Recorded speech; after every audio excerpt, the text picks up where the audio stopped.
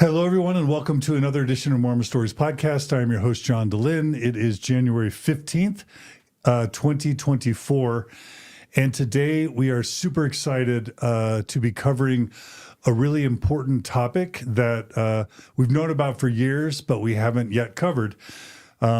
Utah is known as sort of the national capital for what's called the troubled teen industry. And I think there's a new Netflix documentary out called Hell Camp that I haven't seen yet, but I think it's about kind of these wilderness troubled teen camps in Utah. I think we plan on covering that episode later, but in the meantime, my dear friend Samantha Shelley from Zelf on the Shelf. Hey, Samantha. Hi. You brought to me the story of Becky Loveless and her husband, Alex. Thank you for doing that. Yeah, I think it's going to be a great story. And it's great to have you back on Mormon Stories. We have missed you. Yeah, I'm happy to be back. And I'm glad you're covering the troubled teen industry. Yeah, finally. It's kind of a big deal. Because Paris Hilton's been waiting for you. I All have to right. cover this. She's next. Paris Hilton is tomorrow. Paris, we're ready.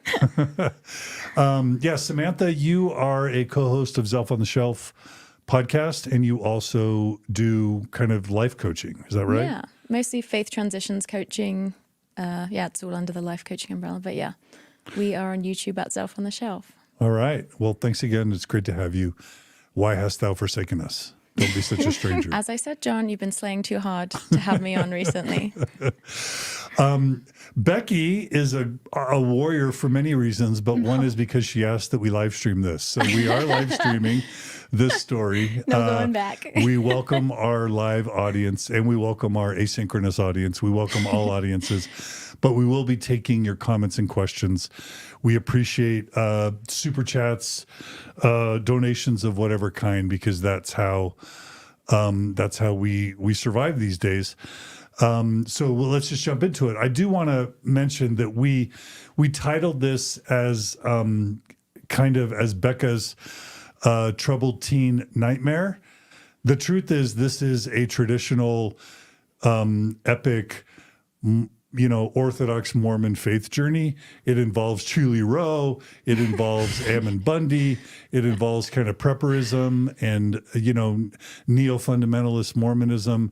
It's got a lot in it, a lot more than just the troubled teen stuff. So we'll be covering that, but we'll be covering much more. We're going to try and do this in under 4 hours, but this will be an epic Mormon Stories faith journey about someone who comes from, I would say, an ultra-Orthodox, almost fundamentalist Mormon family. This even includes a relocation to Jackson County, Missouri in the story. Is that right? The story has it all. Not for me personally. Right. But I tried. Yeah. So it's got a lot here. And also, Alex, we welcome you. Alex, I don't know, is it problematic to introduce you as Becky's husband? No. You're okay with that? I think that's great. Okay. Yeah. So Alex is both her childhood sweetheart and her current husband. So thanks for joining us, Alex. Yes, thank you for having me. Okay. So Becky, before we begin, I always give people a chance to give any disclaimers or intentions that they want to share, because I imagine you've got believing family, Right. who may not be thrilled that you're telling your story. So what intention would you like to start with before we jump in? My intentions is simply to tell my story as it is in this moment. I give myself permission to change. I give others permission to change, and also want to give everyone else permission to tell their stories as they are in that moment. And so, if someone hears something that's offensive to them or that they disagree with, I welcome that. And I'm totally fine with that. I think moving forward in my life is about progression and being able to see differences. And so that's why I want to share my story, because I think that people hopefully will be able to see those differences and feel that cognitive dissonance maybe, and ask questions themselves and maybe give themselves permission to find their true selves in that moment. Beautiful. And I'm guessing you do have strong feelings about these troubled teen centers or this troubled teen industry, right? I sure do. Yeah. Yeah. And that was part of your journey. Yeah, that's definitely a part of my intention, because that's part of my truth of where I am right now, is that I've woken up to the fact that that place, regardless of whether it was physically abusive or not, it was abusive. And it continues to be for the kids who are currently there right now. The place that I went to is currently open for business. What's it called? It's called LifeLine for youth. Okay. Yep. And you can actually see it in commercials in between general conferences if you're looking out for that. Which means KSL or Deseret News or whatever would approve through accepting these types of ads. Because they wouldn't accept Mormon Stories ads if I I don't submitted think them. they would, Yeah. no. No. Okay. Yeah. But yeah, there have been several general conferences that I've watched, and up comes the ad for Lifeline, and it just is like, oh, I don't want to see that. Yeah, and I guess we could just say as a disclaimer that this was your experience at Lifeline, Yeah. and there are other people who have had unhealthy experiences that we can include those links on 1000%. YouTube. Yeah. But we're not trying to represent this as anything more than your experience and Yep. what you've learned from other people's experiences. Yep, that's right. Okay. All right. Well, Becky Loveless, where does your Mormon story begin? Oh, it's so typical. Both my parents both lines of my parents are Mormon stock all the way back to Joseph Smith times. We have our famous stories of my great-great-great-grandfather was the warden at the Masonic temple that Joseph Smith attended. So always telling stories of our pioneer heritage and going to cemeteries to go like in Mount Pleasant where they settled that place. We're definitely born and bred in the Mormon religion for sure. So pioneer ancestry. And is that on both sides of your... Both sides. Both your parents? Yes. Okay. Where did your parents kind of meet and get married? If you're They no? met in Pleasant Grove in high school. Okay. What Yeah. county is that? That's south? It's Utah County. Oh, that's Utah County. Pleasant Grove, yeah. Okay. So did they go to Pleasant Grove High School? Okay. Yep. Okay. And, like mission, temple marriage, any of that stuff? No, my dad did not serve a mission, and they got married and then were sealed later in the temple, in Provo Temple. Okay. Now, I'm not asking you to speculate, but in my Mormon brain, that means they probably either weren't active or didn't totally comply with like the law of chastity, which meant they Yeah. had to get married if they were members. That meant they would have had premarital sex and had gotten married civilly because they weren't, by Mormon standards, worthy. And that's not me shaming them. I think that I don't even know if that might play into their behavior with you later. So I'm bringing that up. I would guess that definitely played into their intense need for it to not happen to their children. Okay. So yeah, it was the latter, and that was something that my parents shared with me later on in life. That they were sexually active before marriage. that was something that had happened, Okay. and that they didn't want that to happen to me. Got it. Yeah. Okay. So they got married civilly, later got sealed in the temple. That's right. How many total kids did they have? 7. Whoa. I'm the youngest. Of 7? Yes. Dang. Okay. All right. It's a party. 6 girls, 1 boy. Really? Absolutely. Where's the boy in the Hormones bosom? raging. Where's the... In the very middle. Oh, Yeah. He's 4th? He had 3 older sisters and 3 younger sisters, so he could not escape us. Okay. And where did y'all grow up? Mostly Utah County. We lived in Mesa a few times. We moved a lot growing up. It was surprising if we stayed in one place for longer than a couple years. So, but mostly Utah County and Mesa. We never moved anywhere else. And what was your dad's profession? Did you say that? He was a businessman. All growing up, I never knew what to answer when people would ask me that. He kind of was an entrepreneur, businessman, dreamer. Okay. Yeah, very successful, and then not at some times. But we had our ups and downs as a family. I've joked that we've literally been homeless, and then we've also lived in a 10,000 square foot home and had a jet. Like, I've seen both ends of the spectrum all growing up, and so it was an adventurous childhood. We'll just put it that way. Okay. Yeah. And then how Mormon was your family? What are your memories of your family's Mormonism through your eyes as the caboose. Yeah. Yeah.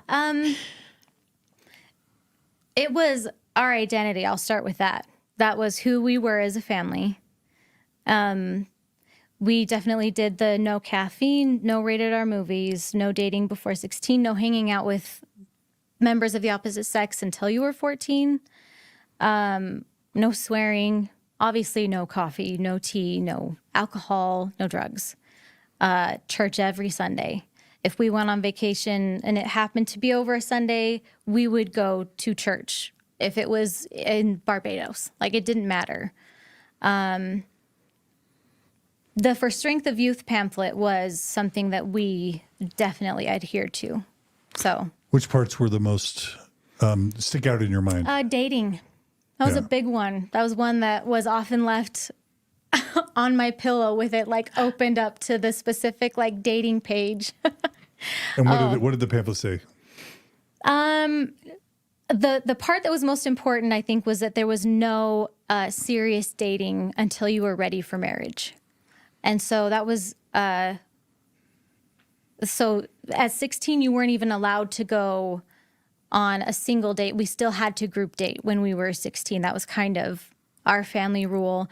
It would, there was some wiggle room here and there, but for the most part, it was just, unless you're wanting to marry this person, you don't single out and go date one person ever until okay. you're ready for marriage.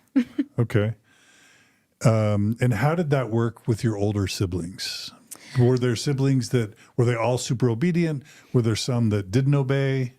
Yeah, there were some were exactly what you said. Some were super obedient and some not so much. And I have confirmed with my parents that some of the moves were because of that. Some of our family moves across state lines were because a sister was getting too serious with a boyfriend. And so we would uproot the family and Wow. move somewhere else. That's a bold action step. Yeah. Like your parents were worried. They were 100% doing everything they possibly could to protect us. And in their eyes, that was soul saving to them. So they would have done anything to protect us from something like that. So they'd physically relocate if one of their children got too serious with a boy yeah, or girl, but boy. yeah, Mostly. essentially that had happened. Yeah. Okay.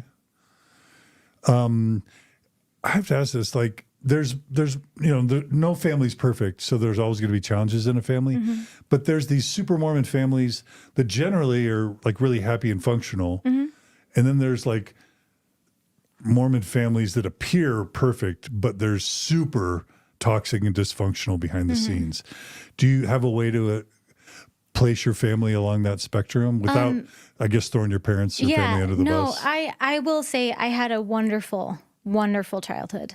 There was copious amounts of love in our family. We were very tight-knit. There was definitely this air of you have to look perfect, though. So the realness of emotion was not present in the family, if that makes sense. We all definitely were playing the part of there needs to not be contention in the home. So if you had an issue, you needed to stuff it down. Like that, you needed to be the peacemaker. If you have any kind of problematic emotions, you need to quell those. And so I think we all lived a very joyful, happy life. But as I've grown up and understood emotions just in general, we definitely were, stuffing a lot of stuff under the rug just to save face, just to make sure that we didn't look like we had issues. But we're human and we had issues. Did you generally in your wards have kind of a reputation as a certain type of family? Yeah, every time we'd move, it would be within, 6 months to a year that my dad would get called to a bishopric. I remember as a child always wondering why he could never sit with us. Every place we moved, I would love that 6 months that he got to sit in the seat with us as a family. And then it was almost like I'd have to say goodbye to my dad because he gave everything for our family. And then what he had left, he gave to the church. And then it was almost like as individual relationships, there was nothing left. So it was providing financially for the family, and it was being a good Mormon father. And he did a damn good job at that, I'll tell you that much. But it did feel a little bit like there was nothing left in the tank for personal relationships. So for one-on-one. Yeah. So you don't have a lot of one-on-one memories with your dad. I think the only reason I do is because they were so few and far between, but they are brandished into my mind the times that he would spend time with us. So, Alex, I can tell you're feeling some stuff. Do you want to, is there something you want to share? I don't mean to put you on the spot. I don't know. I mean, I'm a father too, and so it's difficult to hear all these emotions. And I've heard so much from my wife over all the years, and it's just a lot of emotions in all of this. I love my wife more than anything, and I love her parents. I love her family. But I think a lot of these discussions are important, but it's also difficult to talk about it. Yeah. So there's just a lot of emotions for me about all of it.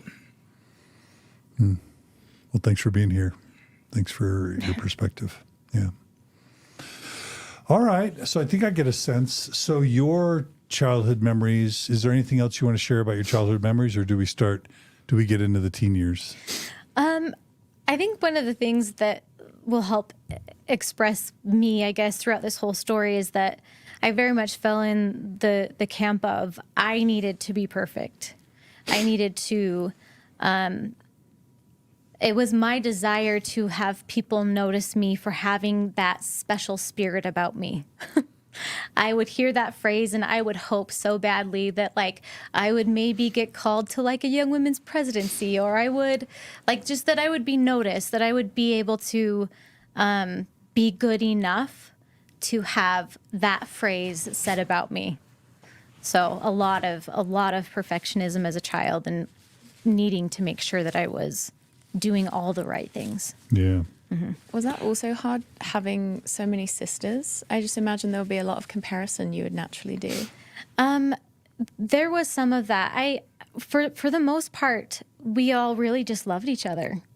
We did, but there were moments where a couple of us would clash, and it would probably be linked to that. Just the idea that we needed to be the best, and we needed to make sure that everyone knew that we were good and that we were doing the right things. And if something went awry, then it'd be like, no, don't do that.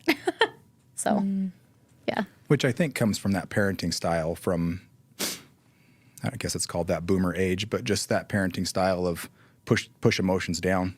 Kids are meant to be seen and not heard, that kind of thing, where I think that you don't want to cause a disruption in the community and the family and anything. So that's kind of the way they were taught back in that time to deal with emotions.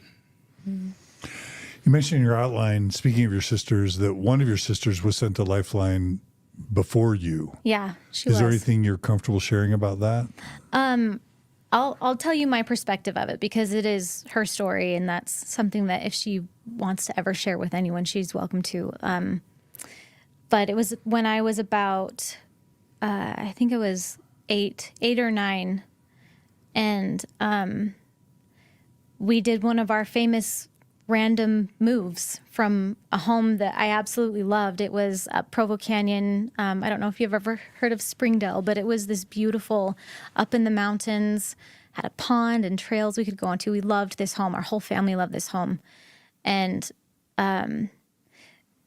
anything that was going wrong was never talked about, but we all noticed something was going wrong with one of my older sisters. And just one day we moved to a different home, and then all of a sudden my sister was not there.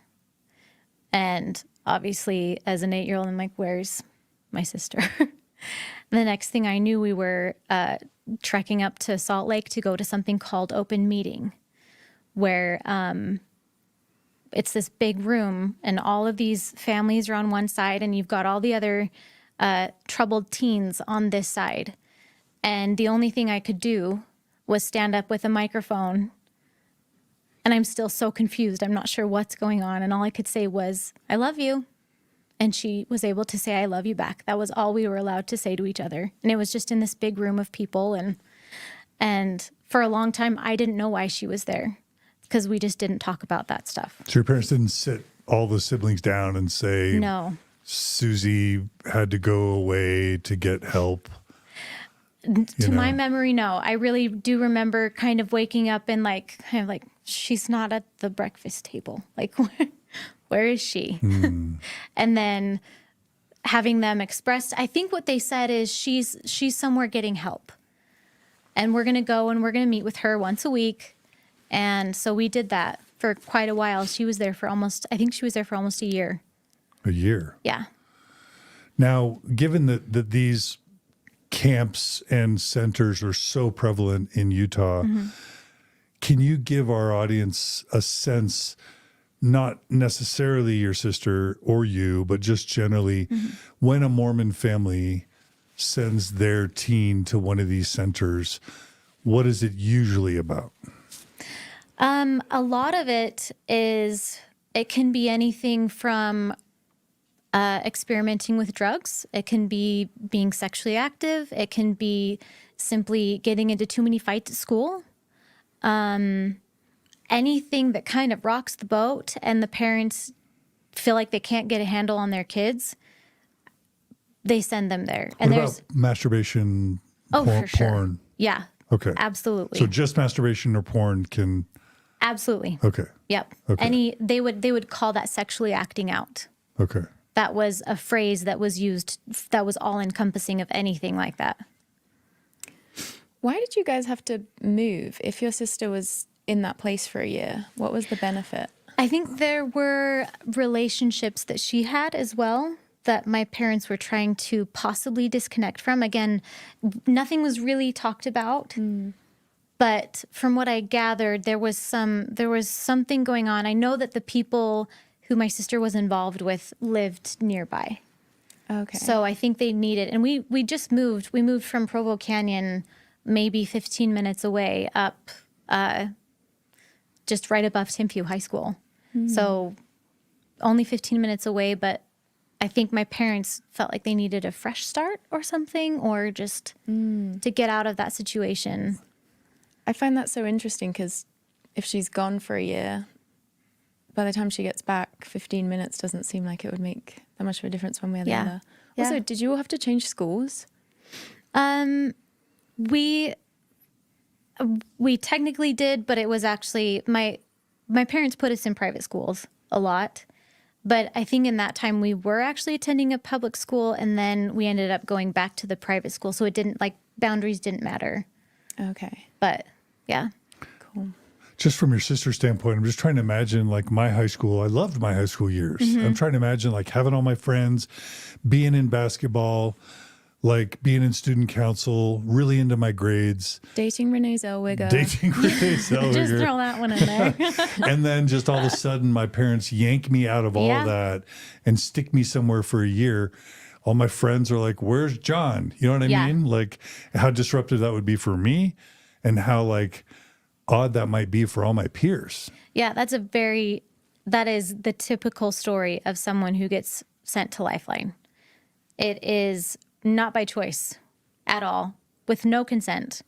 They're sometimes kidnapped in the middle of the night, or they're tricked into coming, and you are not allowed any outside contact at all. You cannot even access a pencil and a paper while you're in there. You cannot, the only way you're doing that is if you're writing what's called a moral inventory at the end of the day, which literally is just a story about how awful of a person you are and how you plan to change that. And we had to do those every single night. But yeah, that was very typical for kids to just up and leave their entire lives and have everything stripped away from them. And oftentimes they come out of these troubled teen centers more traumatized than they were when they went in. But they play the game very well. and they make you think that they've been healed or changed or that it's fixed them, because that's how you had to get out. You had to convince everybody. And when you leave your life and your friends and everything behind, obviously as a teenager, like you were saying, John, like that was everything. That was everything. And you just wanted to do what you needed to get back to feeling like you were a person. When you say kidnapped, first of all, you mean that literally, right? Yeah. Yeah. And did LifeLine kidnap people, or did people were people kidnapped to go into LifeLine specifically? Yes. Technically, there were stories that I heard from girl side that there were literally 2 men that came to their house in the middle of the night or early in the morning, but they would wake them up from sleep and put them in a car and just bring them to LifeLine. And they were dropped off and explained the rules, and those kids have no choice in the matter. And I think that's my biggest issue, is I do not think that you can heal or that you can change unless you want to. And these kids are literally just being forced into these situations without a say in it. And a lot of them have never even seen a therapist. So it'd be parents that would be giving consent or approval for their kid to be Yes. kidnapped from their bed, basically. yes. Yep. And you saw that yourself firsthand. I heard stories. Right. Yeah. You talked to people Absolutely. Yes. firsthand who had that happen to them. Yes. Okay. That's what happened to Paris Hilton. And she said they put a bag over her head, and she just thought she was being kidnapped because she's obviously like a famous heiress. Right. She had no idea that it was anything to do with her parents. And she came to Utah, right? Yes. Yeah, her school was like Provo. The Provo Canyon School for Girls. Yeah. Okay. Yeah. So anything you want to say about how this worked out for your sister and what the family dynamics were like with your sister's residence at LifeLine? I know that she feels positively about her experience. And that's I think that's all I'll say about that. I know that she has struggled through life, and she's a beautiful person. And I wouldn't claim that LifeLine did that to her. She was a beautiful person before she went in, and she's just a beautiful person now. Okay. So that's my feeling on it. So she might come on Mormon, if she were to come on Mormon Stories, she would say she had a great experience. I wouldn't say she would say it was a great experience. It's harsh, it's rough, it's difficult, but a lot of kids go in there feeling like they deserve it. They feel like that's their punishment for the wrongs that they've done. And in order to change, that's something that's necessary. So, and they do drill that into you, that your best thinking got you here. So you need to work the program, or you'll be one of 3 things. You'll be dead, you'll be in prison, or if by some miraculous event you're able to work the program, you'll be fine. So she happened to be one of those that ended up being all right. But would In she her say mind. she was glad she went through it, do you think? I think she would say that. Okay, that's fine. Yeah. And yeah, I have friends that are in the troubled teen industry, like a psychiatrist friend and another one who does these wilderness camps. And they tell me that their experience is that these are ethical, healthy organizations. So like we have to leave space for there being some organizations that do this in a healthy Yes. way Yeah. and some people who report good experiences. So I think so. Okay. I think there's a lot of weight put on that, though, where I really do truly believe that there is a better way that doesn't cause so much trauma. Right. And I feel like that would be such a formative experience. Like, it seems normal that a lot of kids would find a lot of meaning in it because they're having to suffer so much to get through it. And then there's like that sense of pride, you know, that your sins are washed away by it or whatever. It made mom and dad happy. And Yeah. things like that. And they for sure tell you that they've saved you Yeah. while you're there. You'd want to believe in your own redemption if you really bought into the ethos. Yeah. Okay, so your sister comes back. Any other important dynamics in your family before your own troubled, I'll say that in air quotes, troubled teen years begin? Not that I can think of. Okay. That's pretty. We should definitely touch on your first boyfriend at 11. Oh. Because I feel like that is a cute little story that gives insight into you. Oh, I was just so young and naive, and it was just funny. But you know how back in those days, a boy would ask you out, and I didn't know what that meant. And here's this boy who asked me out. I'm like, sure, you're cute. And we ended up going on a field trip, and he tried to hold my hand. And I was like, oh, I am not that kind of girl. And so I broke up with him the very next You day. had to. You I were that had kind of to. girl. No. I was pure. Going straight for the handhold on the coach on the My field goodness. trip. Absolutely not. Definitely not something that I was going to touch No. with a 10-foot pole. Okay. Okay. Yeah. What happened next in the story? I think that stuck with me for a long time. Like it was clear that that was something that was expected of me, was to stay away from boys because they only want one thing, and that will ruin you. So it was my job to make sure that I was protecting myself and that I was following all of the rules exactly, because that's how I would get through life unscathed. So how in the world did you end up in LifeLine? Well, are we going there now? Wait, we have Wherever to. you want to go. Yeah, Sam. Can we I was also like, wait, touch wait. on, because I'm like, John won't bring this up, but in your outline, you talked about how you developed early. And I know that that's such a thing for Mormon women or Yeah. girls. Absolutely. That was something that I absolutely tried to hide. I remember for a while trying to wear baggier shirts. So we're talking about what? Just for the Oh, to be I explicit. developed early. For on the those upper listening, half. for those your chest. I My know chest, what that yeah. means. Okay, just making sure. But it was people are just listening. something For the Martians that in the chat. I was so ashamed of. I was so like, because I think it was because none of my friends looked that way. And I remember I would get weird attention from boys sometimes, and it was just not okay.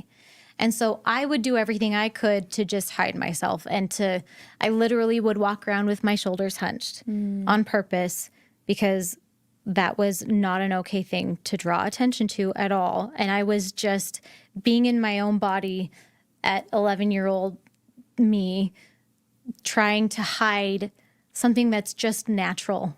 It's just sad to look back on and think like it was an everyday thing. When I would get ready in the morning, it was button it up all the way, make sure it's one size too big, and hunch your shoulders. Like that was my checklist. It's sad because the whole Mormon approach is to try and steer kids away from being sexual. But then, like, in doing that, you're sexualizing these kids. Like, you Right. at 11 holding a boy's hand, you're like extrapolating to a sexual place with that, which is like, so, a handhold Yeah. is so innocent. And like, that was a time in life where that could have just been Fun. pure and sweet. But in your Yeah. mind, you're like, I'm not that type of girl. I'm not a slut. And it's like, why is an 11-year-old worried she's a slut? Like, Right. it's just insane. Well, and it's that thing that they put in your head that it's a slippery slope. Like one thing will lead to another, and it can go pretty fast. And Yeah, and then just imagining being a child, like 11, and like developing, and then you have been already sexualized before that even happens. So then by Yeah. the time that happens, you have all these stories and like, ugh, I so hate much it. baggage Yeah, already. Yeah. Okay. I'm sorry that happened. And I think it's pretty common. Yeah. Yeah. I hope it changes. We'll see. Okay. What what comes next? Well, we moved back to Utah. We had been living in Arizona at the time, and I had a new group of friends there, and I was going to a Mormon private school at the time, so I didn't really know anyone in the area. So I was going through my ward friends and happened to meet this guy. And Alex. that'd be Alex. I was 13 at the time. Like, I had just kind of met him, but I knew I wasn't supposed to date yet. So I just kind of set it on the back burner for a while. But I turned 14, and it's kind of funny. But we decided, me and my sisters, because I told them I had a crush on Alex, and they were like, you should go for it. And I was like, I'm allowed to? And it's a funny moment that was the moment that like I almost had permission. And so we ended up dating from the get-go. I remember, I think I was talking to one of my sisters at the breakfast table and I said something about holding hands with, I think it was with you. And I just remember my mom kind of like shot me this look of like, oh, no, you didn't. And I knew at that moment, I was like, hey, this is not something that I talk with my mother about. So from the very beginning, it was mostly a secret. And then when it kind of came out to my parents that we were dating at 14 and 15, it was okay, this needs to stop.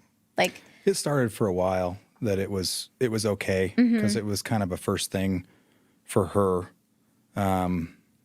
Becky and I had and have an incredible connection, and we had that at a young age. And this is hard for me to talk about because it's so easy to downplay young emotions and those feelings that can't happen.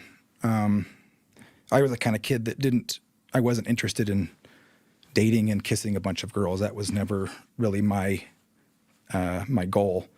And when she finally got my attention, we connected very deeply, and we were important to each other. So for the first while, I don't remember there being a massive issue with her family. It was once it got past, I don't know, 6 or 7 month mark, something like that, is when it started to become. Yeah, once my parents were like, oh, this is not just a fling. Yeah. This is for real. Yeah. And that's so weird saying about a 14 and 15-year-old, but whatever. It happened, and look where we are now. Yeah.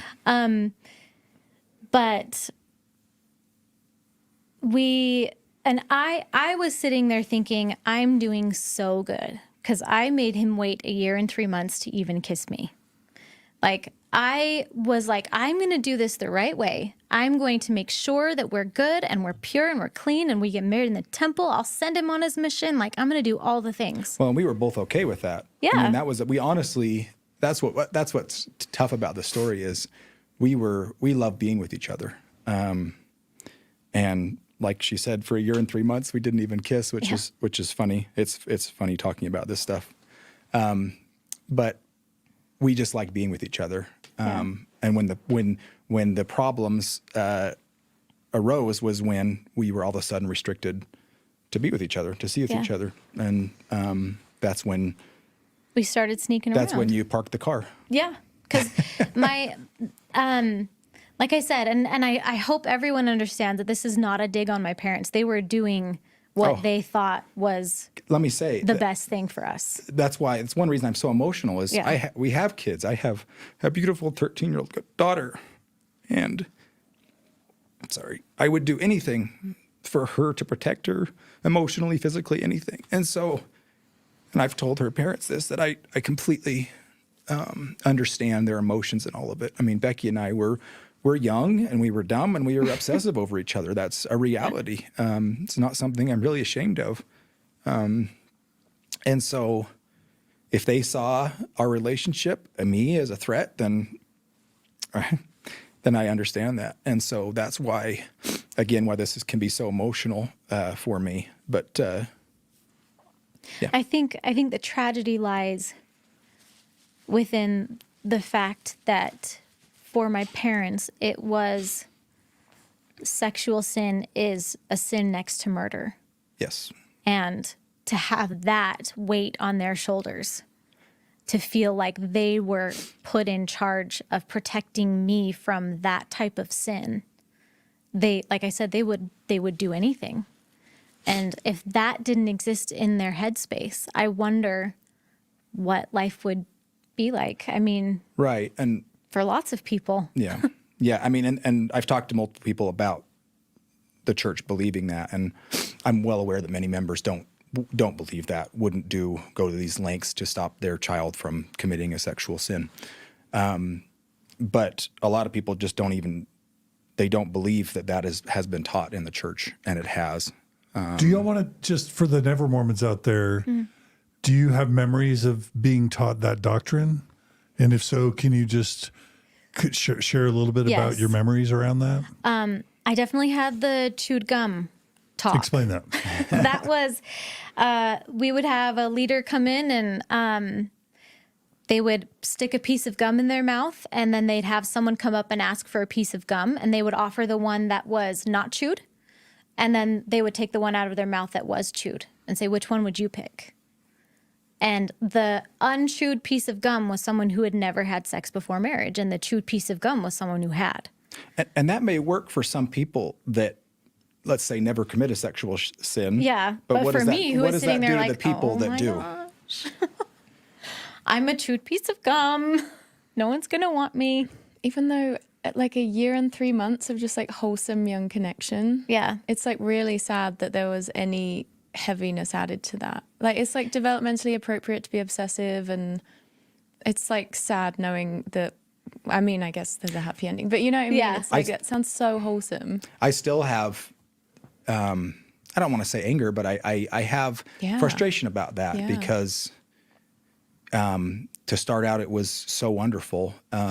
It was everything I wanted, was to have that connection. And like I said, her and I have this connection that is I can't even describe it. And to find that was really incredible for both of us. And to have that be ruined was frustrating. Yeah, it was demonized But for sure. like I said, I have to keep emphasizing that I understand it. I cannot Right. not Yeah. have sympathy for parents out there Yeah. that don't see it from our perspective. And me being a young parent, Yeah.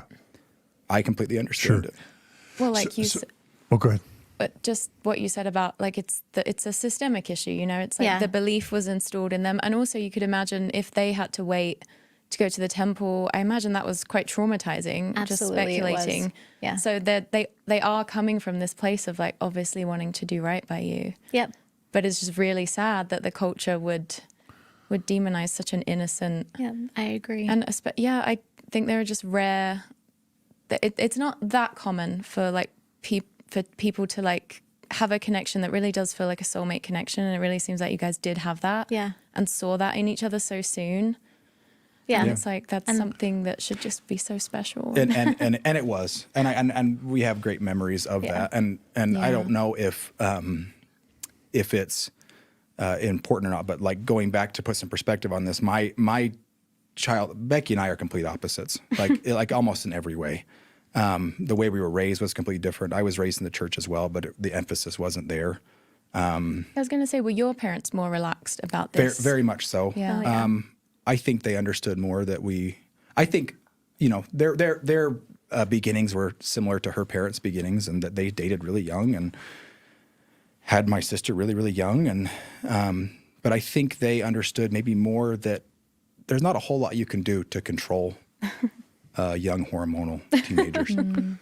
So the chewed gum metaphor speaks to damage. Is there anything any of you can talk about speaking about sin next to murder, or other than the chewed gum analogy? Okay, for me personally, that was if you imagine a heavenly Father, and you imagine that he's watching everything you're doing.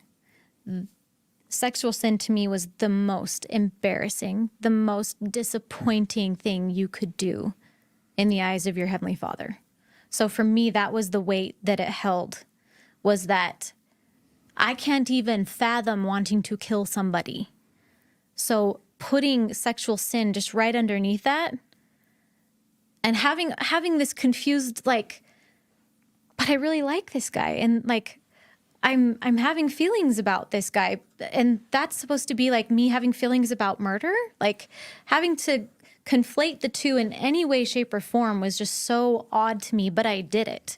And I made sure that I told myself that it was not as bad as, but right underneath something like murdering someone or having feelings about murdering someone. So for me, it was even deeper. It was even just the feelings of desiring that or wanting a physical connection with somebody. That was something that a loving Heavenly Father would see and be disappointed in me big time. Did you feel like you disappointed God when you kissed each other after a year and a Oh, bit? I sure did. I actually went and talked to my bishop because I felt so. Yeah, and I don't know if we want to get into that at this point, but that was an intensely embarrassing and. And if I remember right, I think we kissed right before you were 16. And the goal was to wait until you were 16. Yeah. And I think that was a big deal. And I Yeah. remember the guilt that was connected with that. Yeah. When really that was so impressive, and you guys deserved I always praise thought for so. that. Yeah, Thank you. sounded like you really tried. We did. And honestly, I went through that whole time feeling really feeling proud of myself. Like, of course we wanted to kiss each other, but we just didn't. Like, I remember that as well. Everybody your family being very frustrated with our relationship. Yeah. Understandably, but being frustrated, I guess, with our relationship, but us going, we're not doing anything wrong. yeah, we That just was- really like each other and just- want to be with each other. And You're basically romantic friends at We that were. point. Like, we were cuddle buddies for sure. Yeah. Okay. So that was just your view that you were deeply disappointing your Heavenly Father. Absolutely. Yeah. Okay. Yeah. and did your bishop confirm that kind of thinking? I had to not take the sacrament for, I think it was 2 weeks. Oh no, Now this was after where in the timeline? kissing. This is after, it was a makeout As a session. makeout. Yeah, it Good was, for you I guys. mean, So you're how old? You're I was 15. okay. Almost 16. And you guys made out. Yes. And for me, because I was like, oh, this is that slippery slope they were talking about, I have to get right with God. And the way that I do that is I go talk to this priesthood holder who apparently has some special keys to unlock the door for me to be able to step back on the slippery slope so I don't fall all the way down to hell. Like, that was what went through my head. And so it was like, I got to do this. I really don't want to, but I got to do this. And I remember, I think I had my mom drop me off, and she didn't ask any questions, but it did seem like that was the moment that everything turned around. Yeah.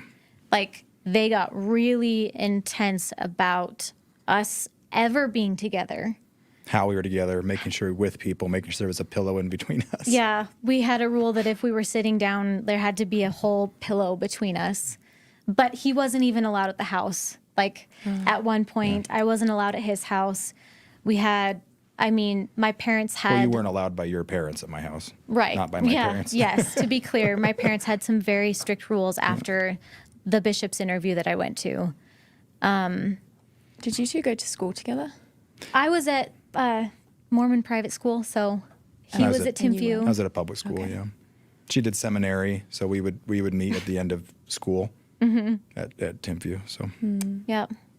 just a funny story.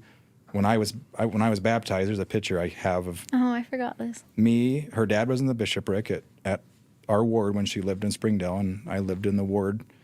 And my dad was there, my grandpa, my great uncle, and her dad as the bishop member, and it was on her birthday. And she remembers her dad being gone on her birthday. Yeah, I forgot that story. It goes back quite a ways. Yeah. Yep. Sorry. Yeah, there's Really that's a fun quickly, connection. just to drive this point home for Yeah. people who might want to think we're exaggerating, I'm going to read from Spence W. Kimball, Mormon prophet Spence W. Kimball's book, The Miracle of Forgiveness, which was sold for decades as the book. If you go to the bishop and you've sinned, you get the miracle of forgiveness. And then we're taught that our prophets or presidents speak for God, or prophets, seers, and revelators. Spence W. Kimball's Miracle of Forgiveness says in chapter 5, quote, "There are sins which approach the unforgivable ones in seriousness, but seem to come in the category of the forgivable. These are the diabolical crimes of sexual impurity."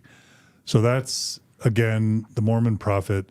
And this is the book that Bishop's Standard gave all members regarding purity, repentance, forgiveness, etc. And then I'll just read from the Book of Mormon, Alma chapter 39, really quickly. "And this is not all, my son. Thou didst do that which was grievous unto me, for thou didst forsake the ministry and did go over into the land of Siron among the borders of the Lamanites after the harlot Isabel." So apparently Alma's son went and had sexual relations with Isabel, goes on to say, yea, she did steal away the hearts of many. So it's Isabel. her And she's like fault. one of 4 women mentioned in the entire Yeah, Book of Mormon. representation. Right? It's still, a win is a win. It's still a woman. So it's Isabel. It wasn't the son that stole Isabel's heart. It's Isabel that stole Alma's son's heart. She did steal away the hearts of the many, but this was no excuse for thee, my son. You're still in trouble. Thou shouldst have tended to the ministry wherewith thou wast entrusted. And here's the money quote, verse 5, Alma 39:5. Know ye not, my son, that these things are an abomination in the sight of the Lord? Yea, the most abominable above all sins, save it be the shedding of innocent blood or denying the Holy Ghost. So it's right there. Mormon scripture, Book of Mormon, sexual transgression next to the shedding of innocent blood and severity, Mormon scripture. Yeah. So, okay.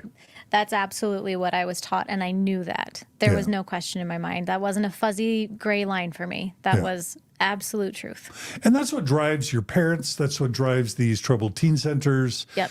It's Jody Hildebrandt, Jesse Hildebrandt, so much of this troubled, toxic Mormon culture, the 8 Passengers, Ruby Franke, so much of what drives all of that in 2024 is this toxic teachings of sexual impurity is next to murder. It's what grew these troubled teen facilities in Utah is this desperation to make sure your kids never have sex. Yeah, to put it lightly, they bank on that teaching. Troubled teen centers bank on that teaching. They monetize Absolutely. this. Yeah. Okay. Yep. Fear and terrifying youth, basically. Yeah, scared parents Terrifying will do parents. a lot of crazy things to Okay. protect their children. Okay. Yeah. Okay, so you go to the bishop to repent for making out with Alex. Yes. How'd that go? I was asked a lot of inappropriate questions, and it was definitely my fault. Like it was. What types of questions would a bishop ask in those situations? It's like even uncomfortable for me to like say it, but First of all, is there someone else with you, or are you alone with I'm the bishop? alone. So you're how old? 15. at 15 with my bishop, who happens to be my sister's friend's dad. So I know him, and I've been, at his house. And so Closed door? Yes, this really awkward. And it was during a weekday. And I remember when my mom pulled up, there was nobody else in the parking lot either. So we go in, and I'm already just like unbelievably terrified and embarrassed. And I don't know if I can do this. Even just saying what I had done, let alone having to answer the questions that he asked. It was there touching over the clothes, under the clothes? What were you wearing? Were you trying to be provocative? Were you trying to get him to want you? All of these weird questions that and if you were, how were you doing that? And have you thought about doing that before that happened? It was so much more in depth than I ever thought it would be. And I was already terrified going into it. I thought I would go in, say what I did. He'd say, this is what you need to do to repent. Heavenly Father loves you. And that's it. But it was a half an hour of just uncomfortable, and it was for sure my fault. And I needed to be the one that protected my virtue. And, that from now on, if I do it again, that means that I didn't repent. I remember that phrase. I remember him telling me that I wasn't able to have the sacrament for 2 weeks. And I was super smart and was like, I don't feel good. So I ended up not going to church for the next week. And then, Because for those who aren't Mormon, what's that like to be a teen in sacrament meeting, sitting with your family? The water and the bread gets passed by in a tray. everybody knows what you did. There's not a whole lot of sinning that a teenager can do that doesn't have to do with that, either drugs or sex. If you don't take the sacrament, it's not because you said the F word. It's one of those things. What are you as a teenager? You're completely self-conscious, and to have to be in that situation and everybody's just looking at you. You're with your family. You're with everybody that's important to you right there. The first week I got away with it because I pretended I was sick, but I couldn't be sick for 2 weeks. So I had to go the second week. And it happened to be one of our peers that handed me the sacrament. And I had to pass it down. And I was like, well, now he knows. And then Mormons can gossip, right? Oh, yeah. Yeah, and adults, like it's further sexualizing these children because these adults have awareness that like, oh, this girl did something sexual. Yeah. Like there's like no world where that is appropriate, you know, for like stranger adults in your ward to know what a child has been doing. Yeah, I It's didn't think it's of the that. incredible guilt that goes along with all of it. It is sickening. And this was just for making out. Yeah, yeah. At 15, after almost a year and a half of a relationship with the same guy. Which you don't get any credit for. Like, not that you even should have had to have done that, but it's like you do Right. one thing wrong and then suddenly all this shame is heaped upon you. Never mind that wholesome 15 months. Yeah. Okay. And so how did that leave you feeling in your life? Well, because I was such a good Mormon girl, I had a very strengthened resolve to not make out with him again, but that lasted like a week. Okay, really quick, Alex. Alex, did you get the same treatment with your bishop, or was it different? I don't remember going to the bishop to talk about making out. I mean, not to get into it, but I had a very different upbringing. It wasn't as serious for me. I went to church every week of my life, never complained. It was fine. It was great. But a lot of my guilt, one lied with, I guess, sexual sin, but two was that I know that she felt incredibly guilty about it, which was difficult for me. And so, no, I didn't. I had great bishops growing up. I think it can be a lot different for men versus women in the church, and I didn't have that same experience as her. There's this weird situation where the most honest get published the worst. And I'm not saying you were dishonest. Sure. You could argue you were just smart. Sure. Or savvy or sophisticated. No, but like 100%. sometimes our church, the ones who just hide it and lie, they kind of have a better experience. But the ones who are more conscientious, more honest, more scrupulous, they're kind of tormented, right? Right. And funny enough, that definitely translates over to troubled teen centers. And we can get to that Okay. later. But There were plenty of things that I talked to my bishop about. I mean, there was plenty of times when I'm like, well, I'm not going to talk to the bishop now because I'm going to go make out with her tonight. So there were plenty of things that I didn't admit to right away. But there were things. But I had, for the most part, the leadership in my ward were really good men that understood and were caring about it. I mean, obviously, I felt guilty because that's what the church teaches. But they did care about me. So there is a leadership or a bishop roulette element to this, but I do think it's probably discoverable that women are held to a different standard with their bishops. Samantha, you're nodding your head. Why?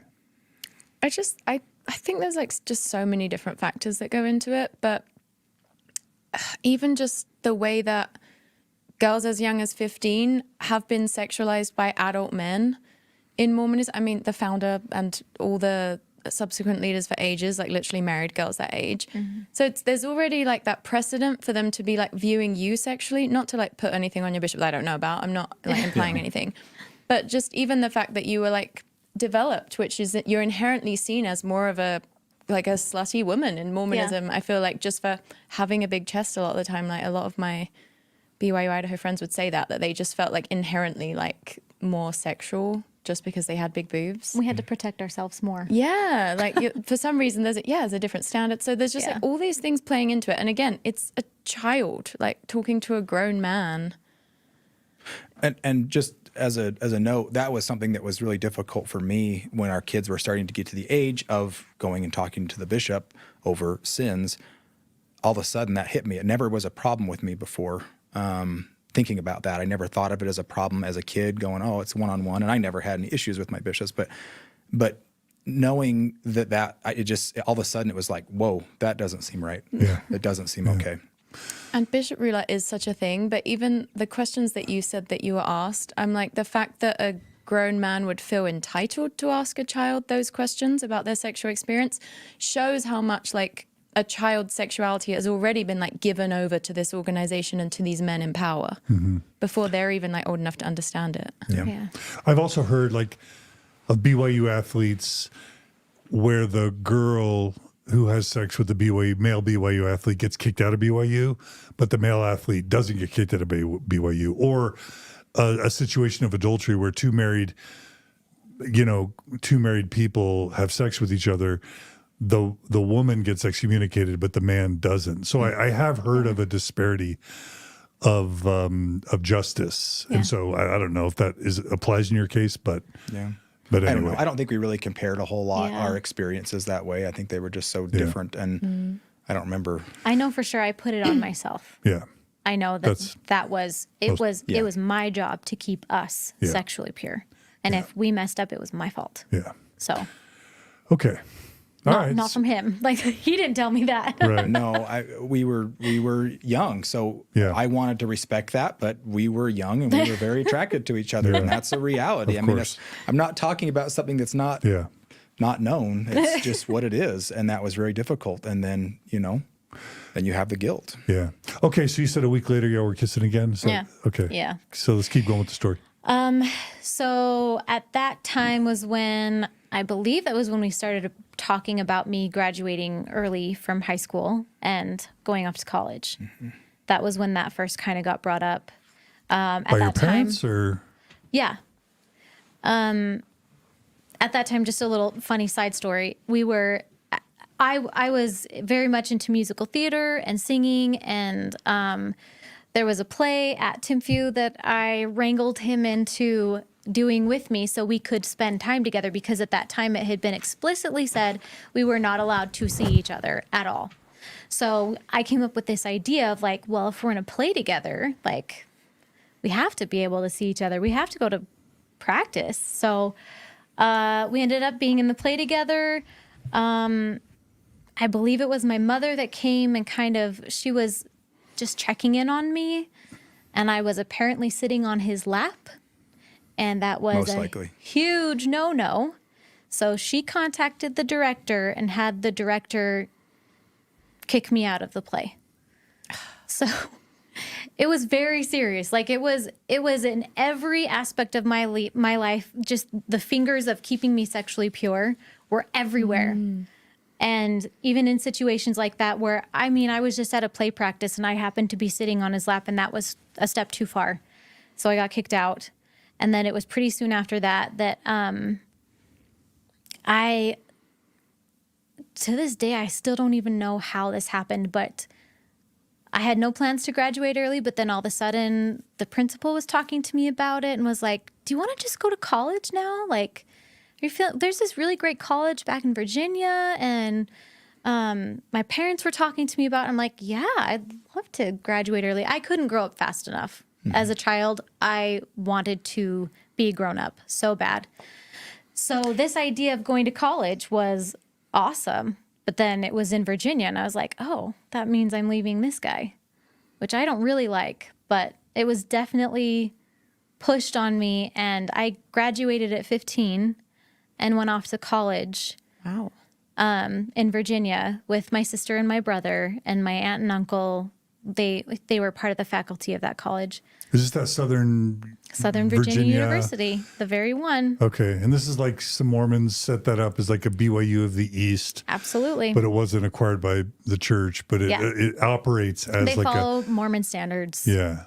So you went there at 15? I did. That's crazy. Yeah, it was really weird. Like if your parents want you to remain sexually pure, how does it make sense to send you to college at wanted 15 that so many across the country? Also, didn't you want to push back because you wouldn't want to leave Alex? Or Yeah. I think that, well, to that, I think I remember kind of going like, maybe we ought to let this happen to kind of appease things, because they were so against it. And I think, again, that's what they were so fixated on, us being a part of her finding someone different,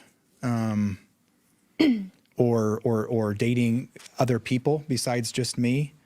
I was a good kid. I really was. Yeah, you were. I mean, we had an obsession with each other, but I was a good kid. I didn't do drugs. I didn't do anything wrong. I got good grades. I was a good kid, but they were fixated on our relationship was bad, which again is hard to blame them for, because we were very fixated on each other. But I think that it didn't really matter. It was just the idea that pushing her away. Get her away from you. Yeah. That physically. was important physically. Yeah. Okay. So you go to Virginia, then what happens? Yeah, I go to college. That was a unique experience. Because, it's the BYU of the East, And so, of course, everyone's looking for their eternal companion. And when people would ask me to go on dates, I'd be like, I'm sorry, I can't date. I'm only 15. She didn't They'd be look like, 15. what? And yeah, I met some interesting characters there. And it was definitely, it was odd to me that, again, like you said, it was odd to me that my parents would send me there.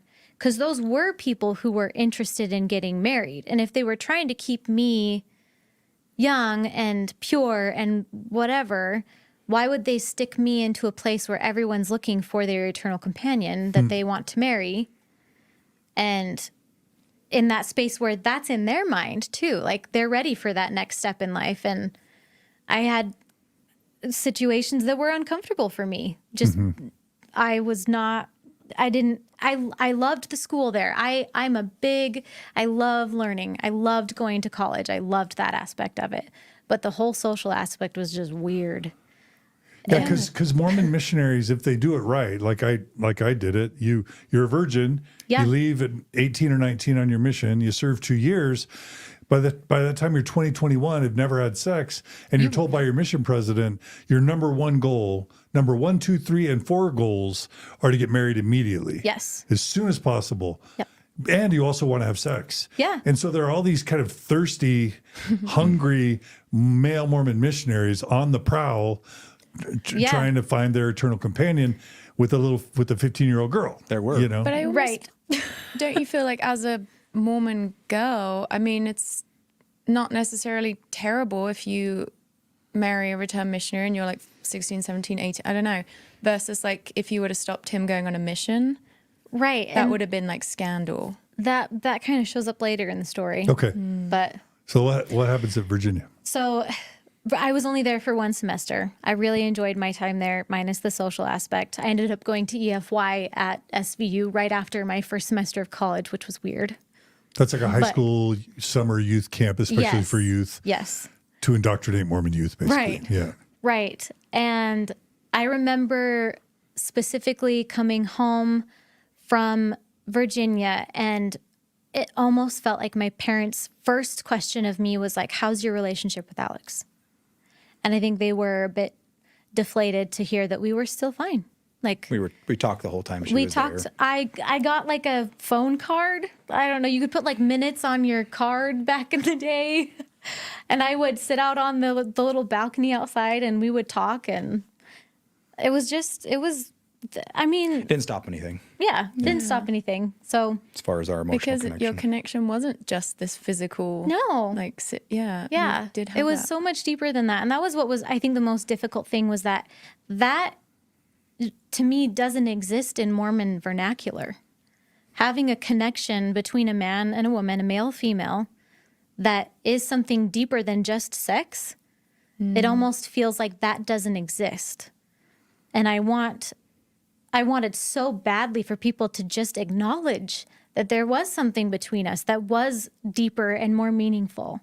But that was never acknowledged. It was always like, are you having sex? Are you making out?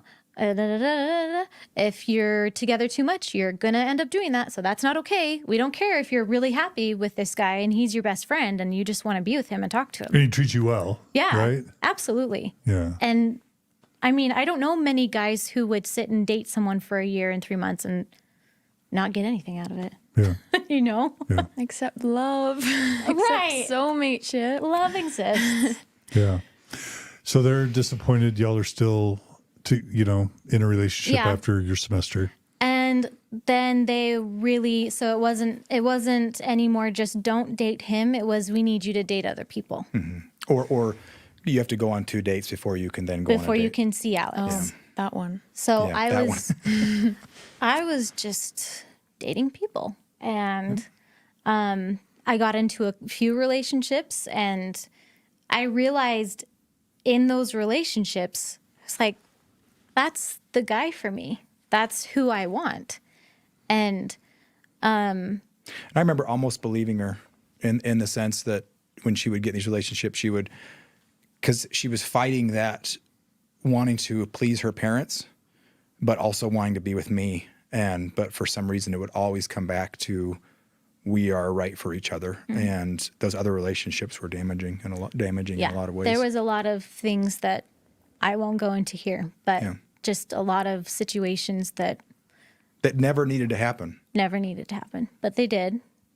Yeah. And yeah. It's difficult. Okay. So we did that for a while, and then, and there were some good relationships in between. I don't mean to say that all of those relationships were awful and bad, but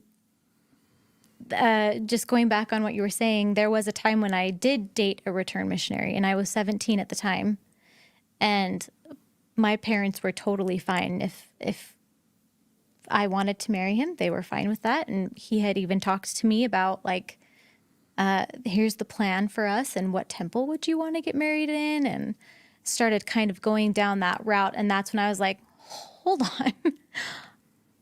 I don't want to marry you. Like, I'm just dating you so I can get back with this guy. Oh, that's bad. But No, that's really you what it pushed was. into it. I mean, these were wonderful people. They weren't awful, mean people, but they just weren't my person.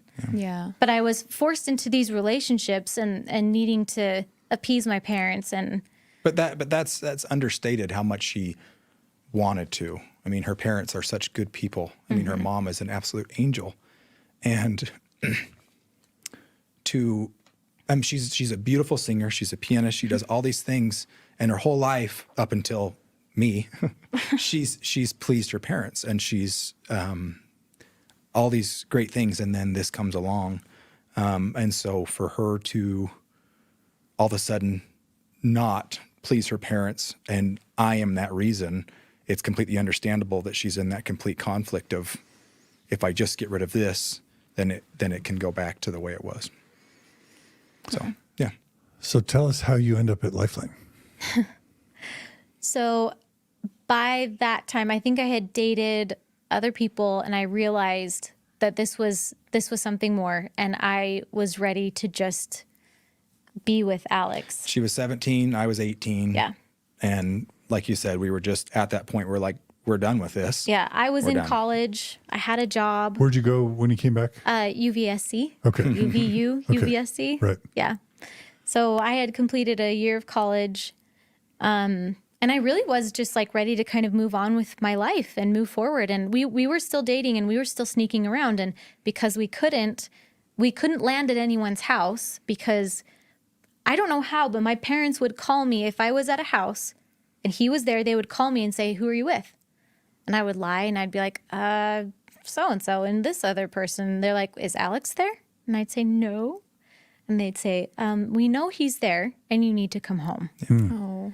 And without fail, every time, and I'm pretty sure I know that they had recruited some people close to me to spy on me, I guess, and did it in the guise of, it's the most loving thing you can do for her. Yeah. So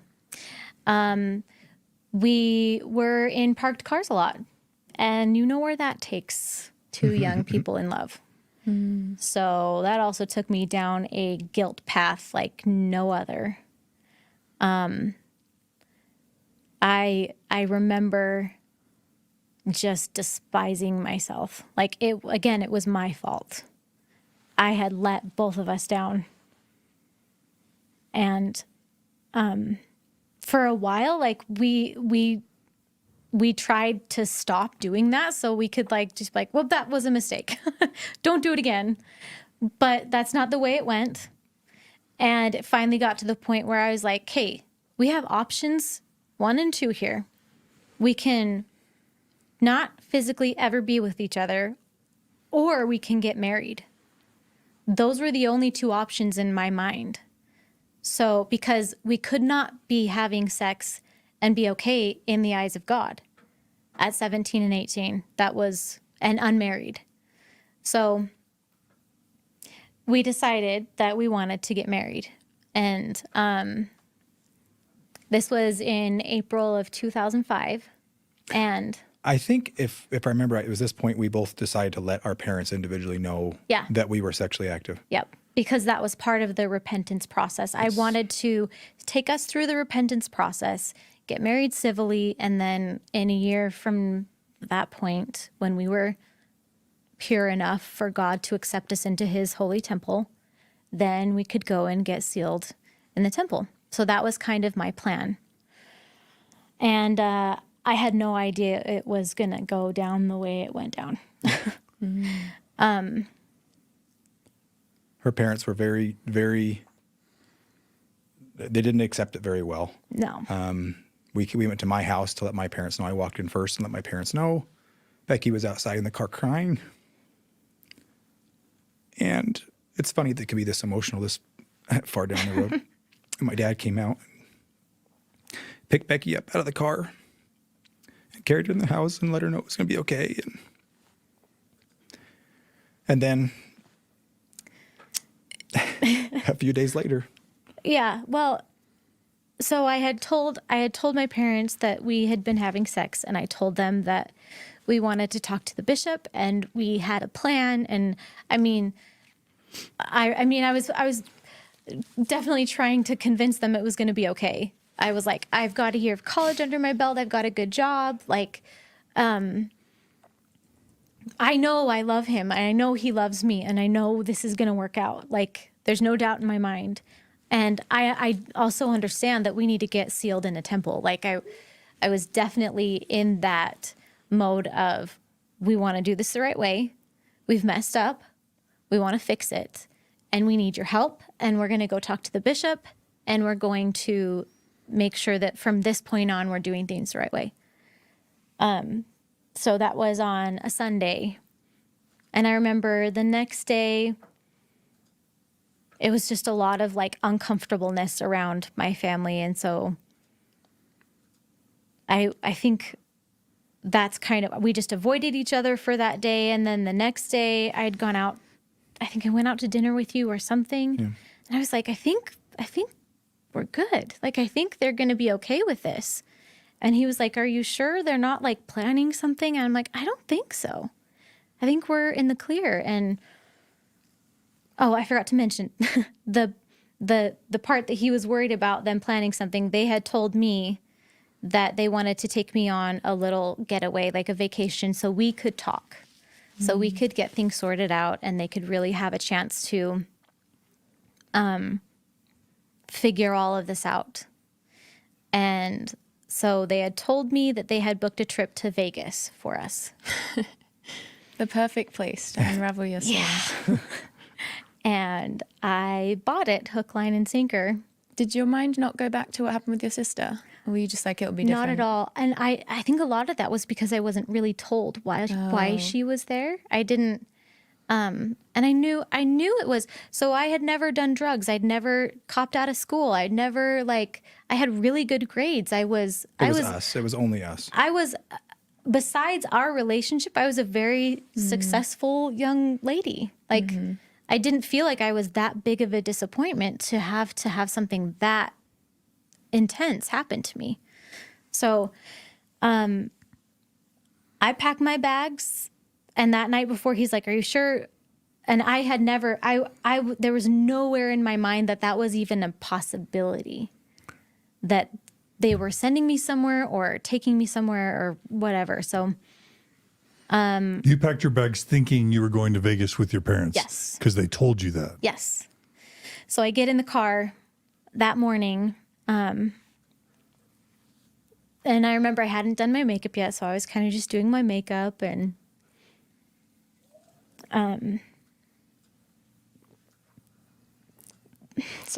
we pass the exit to the airport, and I remember kind of like asking, where are we going?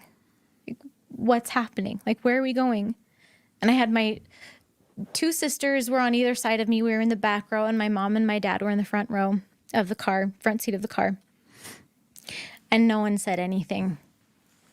And they just kept driving. And it was starting to come back to me. Like, I know this road. I remember hating this road because this is the road that took me to go see my sister. And every time I saw her there, she seemed miserable. And never in a million years would I have thought that I was going to be put in a place like that. And at that moment when I realized what was happening, I just lost it and just started begging my parents, like, please don't do this. Like, I knew that I was about to be abandoned. I knew that I was about to be left in a place that I know is harsh and tough and awful. And they just kept driving and didn't say a word. Between all of my sobbing and my crying and screaming and begging, didn't say a word. And probably 10 minutes later, we arrive at LifeLine. And I remember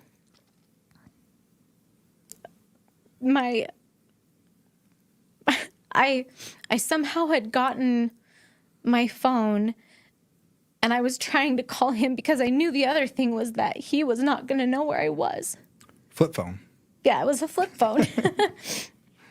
And that ended up getting busted in half because my sister was pulling so hard on one end, I was pulling so hard on the other end. Broke the phone in half and could no longer call him to just at least like warn him and tell him, I promise you I didn't leave you. Like, this was not my choice. Because I knew that's what they were going to tell him. And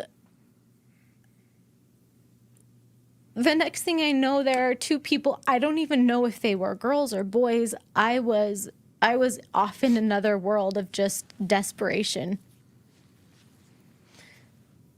And they grabbed me by the arms and literally just dragged me into this place. And they put me in a room and tell me to take off my shoes, wipe off my makeup, pull my hair up, and I'm no longer allowed to speak. They asked me if I'd like to say goodbye to my parents, and I just said no, because I could not believe that they would have done what they did to me to leave me in a place like this because of what I had done. That I had come clean to them, that I had been asking them for help, that I wanted to do it the right way. But that wasn't good enough. It was simply the fact that I had done what I had done. So, in their minds, you had committed the sin next to murder. Yeah. In Mormonism. Yes. And that there was no way that this could be a good relationship anymore.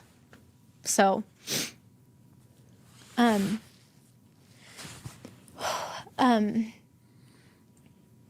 the next thing I know is I'm not allowed to stand up without someone physically holding onto my shoulder. I'm not allowed to speak. I'm not allowed to look at people. I have my shoes taken away. I'm not allowed to go to the bathroom when I need to. I'm not allowed to take medicine if I need it. What they do is they take you in front of what they have is called girl side and guy side. And for 12 hours a day, you do something called group. And it literally is just girl side, guy side, and then there's two stools up in front. And, or sometimes, I think it was one, sometimes two, depending on what type of group it was. But they would sit you up front. You would tell something really awful about yourself, and then the group would kind of berate you. Oh my God. And agree with you.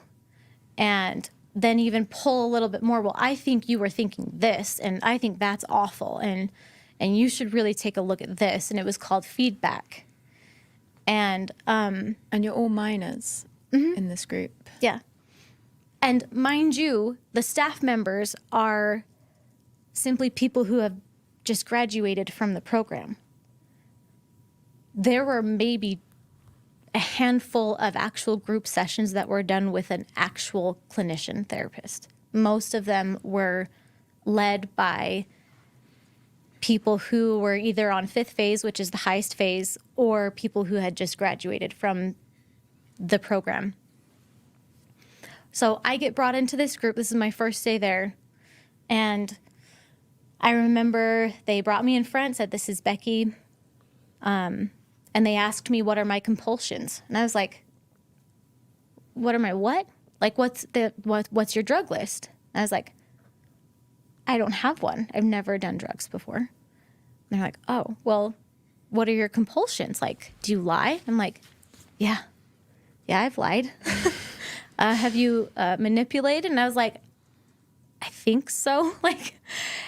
So I was told to tell the whole group that I was a liar, that I was a manipulator, and that I sexually acted out, that I used sex to act out, to rebel. And then you get feedback. And I remember, and one of the questions they ask you is, "Do you think you need to be here?" And at that first time I said no. And then it was like this, "Oh, she did not just say that." You knew in that moment you were never allowed to say that you did not think you needed to be there. You had to tell everyone you knew you needed to be there and that this place was saving your life.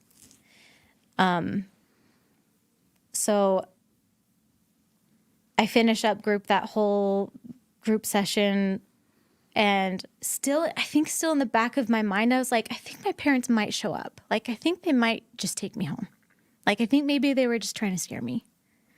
And at the end of the day, they line up, girls' side we're all just sitting on the floor. It's this big, warehouse, big building thing, and we're all just sitting on the floor. Is this in North Salt Lake? Yeah. Okay. A little bit past, it's the exit that takes you to the airport. You go one exit past that. And that was when, like I said, that when we passed that exit, I was like, oh no. So it's just a little bit further. LifeLine is in the path of the airplanes, because I remember hearing airplanes and just wishing that I was on an airplane. That was all the time and not in that place. So we're sitting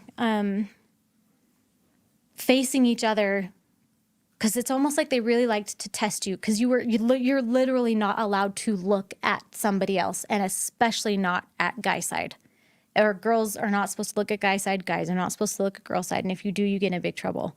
So they would sit us Indian style on the floor, looking at each other, but you could not look up. They would put us a foot in between our knees. And I remember that was the end of the day.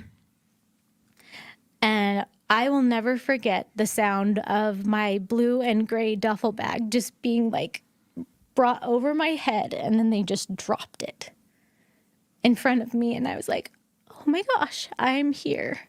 This is really happening, and I'm really here. Okay. So then every time you go to the bathroom, every time you go to sleep, you have to get shaken out, or that's what they call it. And they're checking you for drugs or anything on you. And at night, it was really awkward, because besides with him, I was a very private person. I didn't even get changed in front of my sisters. I was always a very private person. So that was really traumatizing for me, because you had to get down to a t-shirt and your underwear. And then they would literally feel your underwear to check you for drugs or whatever. So it was very Invasive. very invasive. And for someone who's never done drugs, I've never harmed myself. I've never, it was just unnecessary.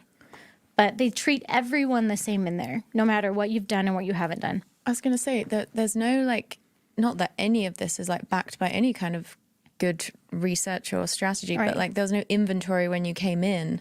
So a parent could just want to be harsh on their kids, and Right. too bad you're in there because the parents are paying them, I'm guessing. Yeah. And especially in my situation, I will say that there were people in my facility who had it a lot harder than me. I was very compliant and I was very good at following the rules, and but if you stepped out of line, it got nasty. And Meaning what? I would say for the most part, it would be a lot of yelling and screaming in someone's face. But there were times that if the kid got too much of it and they tried to step out of the yelling, I remember one specific time, it was someone on Guy's side, and you have to realize you're not allowed to look. So everything that I'm seeing is kind of out of the corner of my eye. But he had just had enough. They were tearing him down, and he kind of stood up, and he wasn't supposed to because he was on shoulder, and he got just thrown to the ground, and just people just started sitting on him. And he was just screaming and like, get off of me, get off of me. And until he calmed down, which took probably 15, 20 minutes. That happened all the time. If you got out of line, if you tried to do anything that was against the rules, you were physically pushed to the ground and either sat on or held down or whatever until you complied, until you calmed down and complied. So I saw that and I didn't want to be part of that at all. I ended up at some point having to be one of the people who sat on someone else because that was my job as an old comer, which I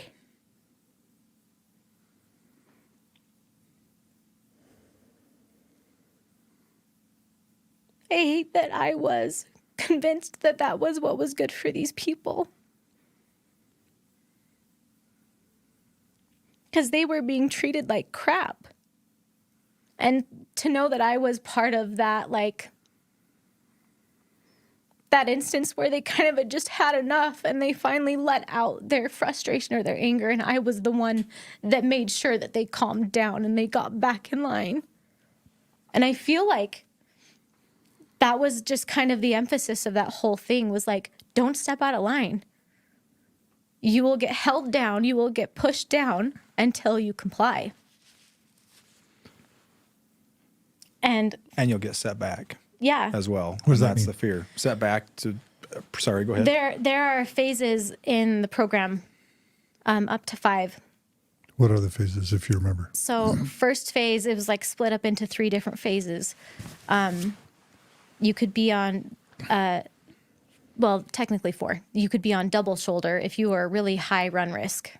That would mean that if you stood up ever, if you put pressure on your feet ever, you had to have 2 people holding onto your shoulders at all times. At all times. What's that called? Double shoulder. Okay. Once you gained a little bit more trust, you were on single shoulder. After that was shadow, which meant that someone had to be within arm's reach of you at all times. And then the other one was TNR, and that was when you trust and responsibility, sorry.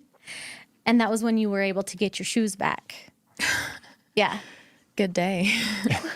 Fantastic day for some people, yeah.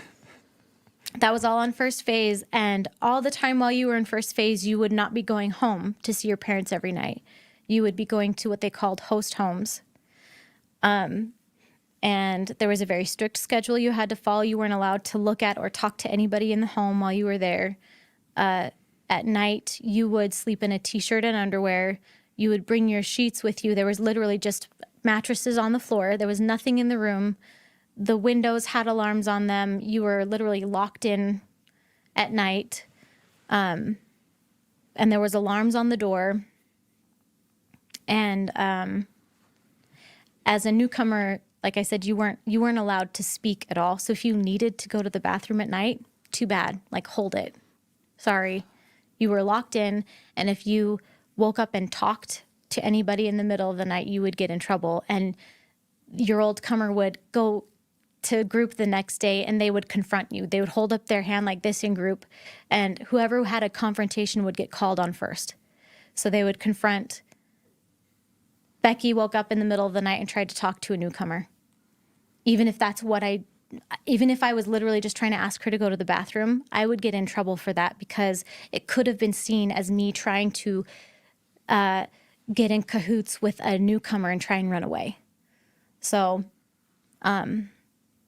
every little thing is watched and confronted, and you have to just take it. You were never allowed to question anybody, even if the feedback was completely absurd. You would just have to say, I can take responsibility for that, or I'll take a look at that, but you were never allowed to say, I just had to go to the bathroom. Like, honesty only got you so far. They just wanted you to comply. How is it possible to never go to the bathroom at night? Especially as a woman. Like, what? For like a year of your I'm life? sure he's like, how did you do that? That seems physically impossible. You learned really fast. Like, I would guess you would limit your intake Absolutely. of you'd have water. to. yeah, that's what I learned to do. Like, I would not drink water as much as I normally would. And that went for during the day too, because during group, you're not allowed to have to go to the bathroom. There were like a couple times during the day that there were bathroom times. And if you did, you would get confronted. Like that, there was no question. If you even just, because we weren't allowed to talk, we had this weird sign language thing, and we would hold up a sign like this that meant I needed to go to the bathroom. For the most part, you would get ignored. If you did it enough, then someone might decide to take you. But then as soon as you came back, you would get confronted. Like, why did you feel the need to go to the bathroom during group? Like, what makes you feel like you're so special that you can leave group and go to the bathroom? Like, it was just every aspect of your life was under the thumb of, quite frankly, people who didn't even know what they were Just doing. random people with no clinical expertise or knowledge, apparently. Yeah. And this facility, this is still how it's run today. As far as you know. Yeah. How long? Oh, go ahead. No, I was like, how is that legal? Obvious question, but like, Well, see, I was just going to say, like, somebody made a comment in the comments. People from all over the United States, never Mormons, send their kids to Utah because apparently Utah not only breeds these types of institutions, but they also apparently have laws that allow these centers to be even more strict. These kidnappings, these abductions, there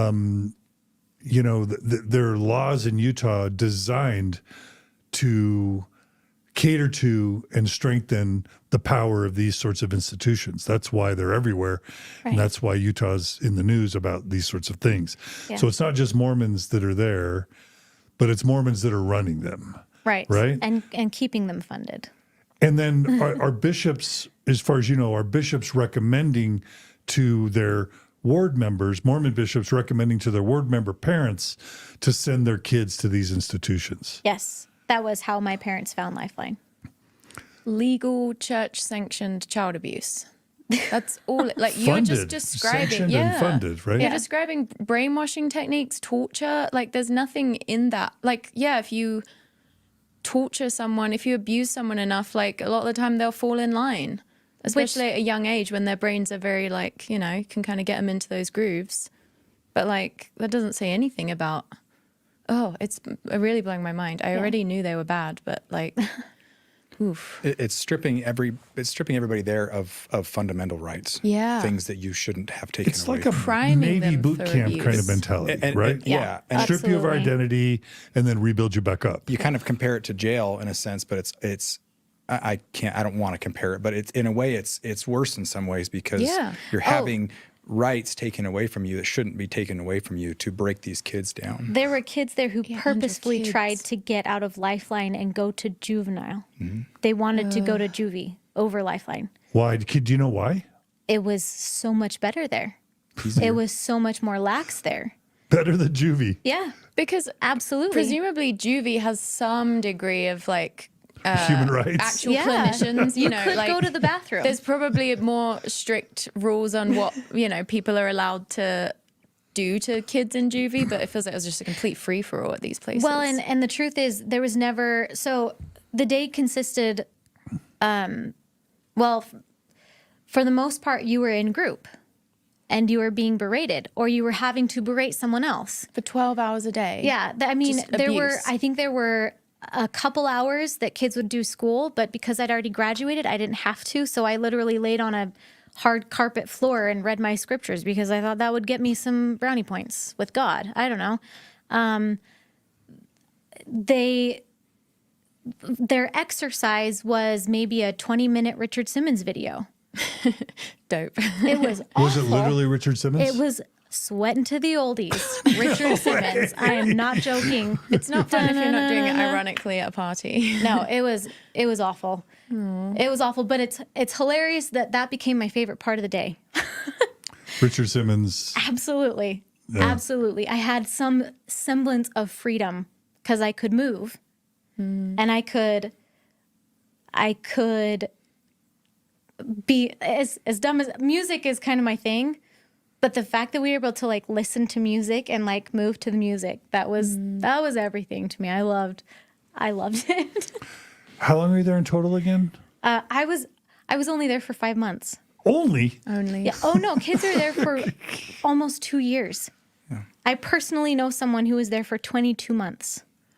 Was that because did you turn 18 or? So what ended up happening was I think my parents kind of got a clue. And About what? That it was bad? Yeah. Oh, how? So What are the visitation rules and the communication rules? so I'm not allowed to talk to my parents at all while you're on first phase.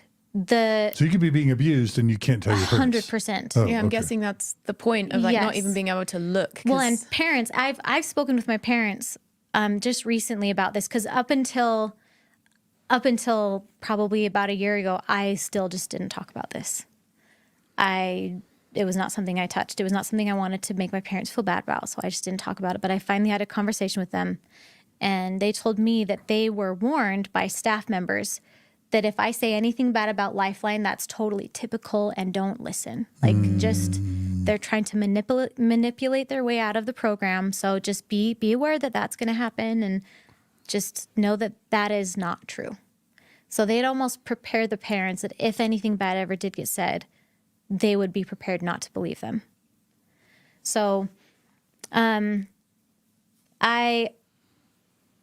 like I said, I was very compliant. I followed the rules. I understood that I needed to get through the program. Like I understood that was the only way I was getting out. So the only hiccup I had in my moving up through the phases was, so every week, you were talking about visitation rights. Every week, the newcomers, there would be something called an open meeting where parents would be able to come and literally, like I was telling you before, the only thing I got to say to my sister was, I love you. And she would say, I love you back. And there's weird chants and songs. And that's when you would announce if you've moved up.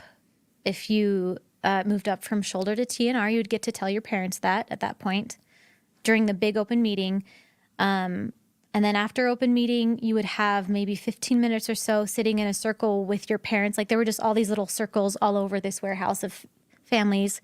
And you were supposed to apologize to your parents. That was the only thing you were allowed to do in that 15 minutes was apologize. And they were allowed to give you feedback or whatever. Another weird thing that they would do is if you were allowed at that point to hug your family when you were done with the apology circle. But you had to look at your old comer and you could not hug and look away from your old comer. Like they had to make sure that you were looking because they were claiming that you would whisper something to your family or whatever. So they had to make sure you were looking the right way as you hugged your family. And that was a big deal. Like if you accidentally went in for a hug, they'd be like, no, look at me. Like you couldn't even hug your Old-comer is family. someone who's been there longer than you. Yeah, anyone on second phase, sorry. So you're hugging your parents, but looking at some Yes. other inmate Yes. that's just been there longer than you while you hug your Yes. mom or whatever. And if you did not, you would get confronted, and that could be grounds for setting you back. Like the littlest things could set you back. For instance, so what you do every week is you put in to be to rise up in the phases, to graduate from first phase to second phase or whatever. And so I had put in, which means you write a little kind of like essay type thing explaining why you feel like you've made some progress and you feel like you should move up in the phases. And then you have, before open meeting, you have group meeting where there's a table of staff members, and you have girl side and guy side, and they have all the papers of all the kids who are putting in for something, and they go through them individually. They have you stand up, kind of give a brief explanation of why you think you should move up. And I was putting in for second phase, which meant that I was going to, at that point, be able to go home to my house and bring newcomers home with me. So that was a big deal. Like I said before, my family was everything to me. Like, I missed them. So going home was a huge deal. So I had put in for going home, and I was sure I was going to get it because I'd been so good. And so what they do is they'll have you stand up, and then everybody kind of sits down, and all of group puts their head down, and group gets to vote if you go home or if you don't. Just your peers. So I'm sitting there with my eyes closed, and they say, "Who thinks Becky deserves second phase?" And I hear all the hands go up, and I'm just so happy.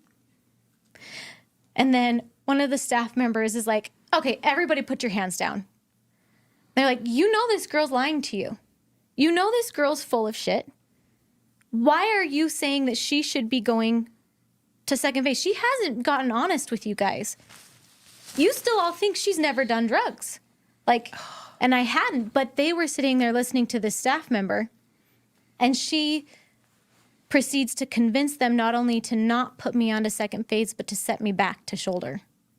So I'd done shoulder, shadow, TNR, and they end up, because the staff members are all in charge, she says, "Hey, we're voting again. Do you think Becky should move up to second phase?" Silence. "Do you think Becky should stay on TNR?" Silence. "Do you think Becky should be set back to shoulder?" And I hear all these hands go up. I was like, okay, well. So 2 questions. Were any of these staff licensed mental health professionals, as far as you know? The ones that were making these decisions, leading these groups? I think in that specific group, but this is a weird group because it's literally just like deciding if someone's going to move up in the phases. This person who was saying all the stuff about me, I'd never talked to her ever. She knew nothing about me. But I believe she was a licensed clinician. But I will tell you, in the 5 months I was there, I saw an actual therapist 3 times. Meaning 3 appointments. 3 appointments. Out of 5 total, in 5 out of months. 5 months. Like, I'm struggling. So for those who don't know, I have a PhD in clinical and counseling psychology. I worked as a psychologist basically for 6 years. I don't know if it's worse that if these people weren't licensed or were. Because if they weren't licensed, they've got no business leading a center for troubled youth.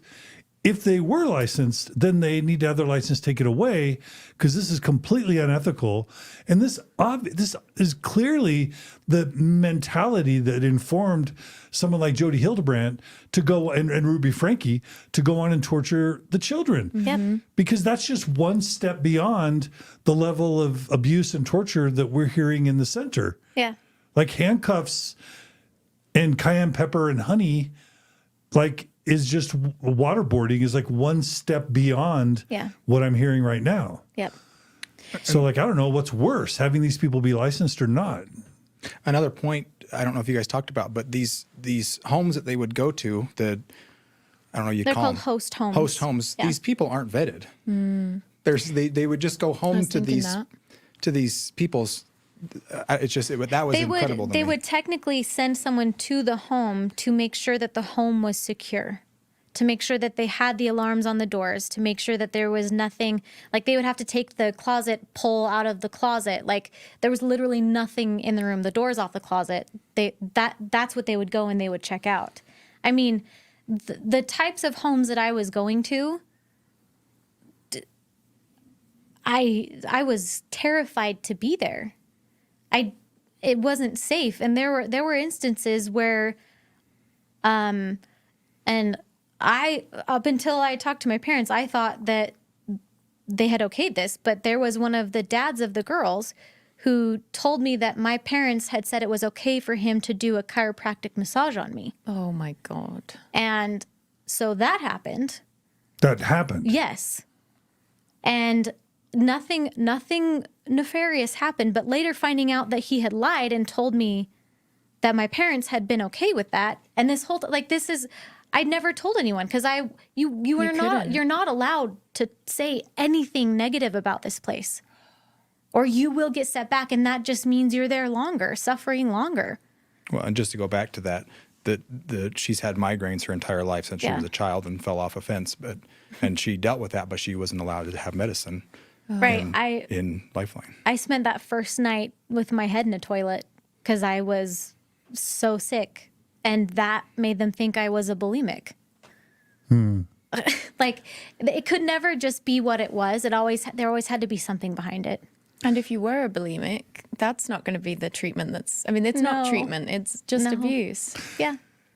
And this idea of falsely accusing you of using drugs, Yes, and torpedoing your ability to go see your family, I could think of two things. Either the facilitator just assumed all kids were bad and had tried drugs, or they were intentionally trying to set you off to teach you to subdue and control your emotions through humiliation and unfair treatment, because either they wanted you to blow your lid so that then they could punish you more, or they wanted to teach you extreme self-control. yeah. What do you think? Well, interestingly enough, that day that I got set back, that was when because I was very good at holding it together in group meetings, even though I miss my family terribly. But I think it was the letdown of, like, I thought I was going to be, because what happens is you go through, your family says, love you. And when you get to the last person, if you've made it to second phase, you get to yell going home, and you run to your parents and you get to hug them. And I was sitting there thinking I was going to be doing that day. I lost my shoes. I got set back that day. And in group, I remember locking eyes with my dad, and I wasn't supposed to, but I could see that he was crying. And that obviously made me just lose it. And I put my head down, and I kept getting in trouble. They were like, put your head up, put your head up. But I was like, well, if you see me that I'm crying, I'm going to get in trouble. But if I put my head up, like, if I don't put my head up, like, so I was just like, okay, whatever. You had to sit with your hands on your leg, and you had to have your head up. And so I just sat there with tears just streaming down my face, and I got berated so badly after that group meeting. Like, you were trying to manipulate your parents so bad. I saw you. Like, and I was like, because you're not allowed to say, no, I wasn't. You had to say, yeah, I guess I was. I'll take a look at that. Thanks for your feedback. Did you have to say that you did drugs even though you didn't to, like, survive? I held firm to that one, but I know a girl who did. Like, just because I've kept in contact with her after. Yeah. And she was like, I had to say something. Like, they wouldn't believe me, so I told them I did weed. It just goes, even within their, like, completely bullshit psychopathic system, there's no integrity to it, because, like, you were, like, the perfect student. You were, as far as they're concerned, taking in all the lessons exactly as you could hope a student. But, like, it doesn't matter. It was, I can't imagine. I can understand how the parents get fooled into putting kids into those kinds of programs out of fear, but it's so sad how it's then exposing you to far more risk than you were ever under with your, like, wholesome high school relationship. Yeah. Well, I've always joked that when I got out of the LifeLine, if I really wanted to stick to my parents, I knew at least 5 people I could get heroin from the group. Yeah. Like, yeah, because kids having normative sexual exploration are in there with probably people who have been shoplifting, all different drug kinds. using, sexually pedophiles. Like, the things I heard in there, I'd never even thought about. And it's all the thing of, like, apologizing to your parents. It's just presumed that the parents are kind of innocent in all of this. Yeah. And they're just, like, the dictators over your lives. Yeah. Handing you off to these, like, apparently legal torture prisons. And I think that's blowing my mind. Yeah, I think that's maybe one of the core issues with the laws is that parents' rights are so protected And I appreciate that. I'm glad of that in some certain situations. But they had no right to keep me there. Yeah. That business, that facility had no right to keep me there. If you heard of parents treating their kids like the way they treated you in this Right. facility, Yeah. they would, like, you could call child services on them. Absolutely. And that's you would what's so literally stripped of your bonkers. voices, stripped of even eye contact. Like, I can't fathom that level of, like, dehumanization. It does sound worse than, like, accounts I've heard of prison and... Yeah, you have Yeah. some sense of identity there, but you are absolutely emptied of everything that is you and As a filled child. in with what your staff members want of you and your parents want of you. Because that's the only way to survive in that place and to get out and to actually maybe have some sort of freedom again. But it's just bonkers. Also, we just kind of glossed over the chiropractic massage, but I'm like, whether or not anything like that in and of itself is like nefarious. That What does Right. Paris Hilton claim happened to her at her troubled teen center? I mean, it sounds like a slightly different flavor, but essentially the same kind of thing, just like stripped of every basic humanity. But wasn't there some type of sexual? Yeah, I think she was sexually, bare minimum. I remember her saying she was sexually harassed a lot by the staff. I think she was actually abused as well. Someone double check, but Okay. yeah, and that's a different one. Like all of them seem like they're like this. I'm sure there is a bit of a spectrum, and I know, like I've had friends who do like the wilderness stuff, but like the wilderness thing, you are like out there, and I don't know anything about this, but it seems like with that, there's at least like a basic semblance of like you're learning survival skills, you're in nature. But there's just no semblance of like anything good. It's just all abuse. It really felt like that. It felt like I was so bad that everything that was me needed to disappear, and I needed to become something completely different. And they almost succeeded in that.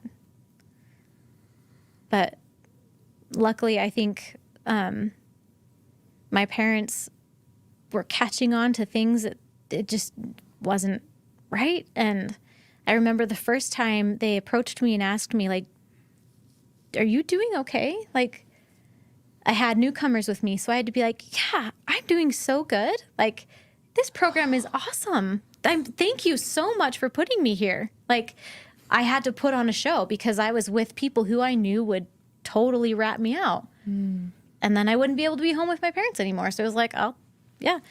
And then, so within that 5 months, I happened to have 3 sisters get married while I was in there. For the first 2, I had to have an old comer come with me to their wedding. Like, that was even a big deal that I even got to go. But when my 3rd sister got married, they allowed me to go by myself. And that was when I felt like I could finally talk to my parents and be like, this place is awful. I don't need to be here. Like, I had decided while I was in there, I'm like, this is going to be a missionary effort. Like, I'm going to be so good at reading my scriptures. I'm going to try and be a light for these girls who clearly live in such awful, like the situations that I saw some of these girls in was just awful. And so I had decided, I'm like, for as long as I have to be here, because I have no control, I wanted to be a light and a missionary. And so that was how I got through it. But like I said, at that point where my parents finally asked me and I broke down, I just was like, this is not a good place. This is not helping me. I think that was when I told them I'd seen a clinician 3 times and I'm not getting any therapy. I'm not getting any help. I'm literally just being told how bad of a person I am every day in, day out. I had to write an essay every single night called a moral inventory about something horrible that I had done and why it was so bad. So it was just 5 months of I'm a horrible, bad, awful person. And if I don't do exactly what my parents or the staff members say, I'm either going to end up in jail or dead. So it even seems like it would be, even with explaining that, it would still be hard to like fully capture to your parents how horrific it was. Because as a teenager, you don't have like language around like abuse and torture and brainwashing and like dehumanize and all the stuff that was happening was like so insidious, but you don't like know any of that. Yeah, that's right. Because I remember I think all I said was, it's not the right place for me. Or anyone. It's not a good place. It's not the right place for me. I think I'm done. I think I've taken everything I need out of this place. But I remember when it was time for me to go, they had gotten to me so good that I was like, I will never speak a bad word about this place.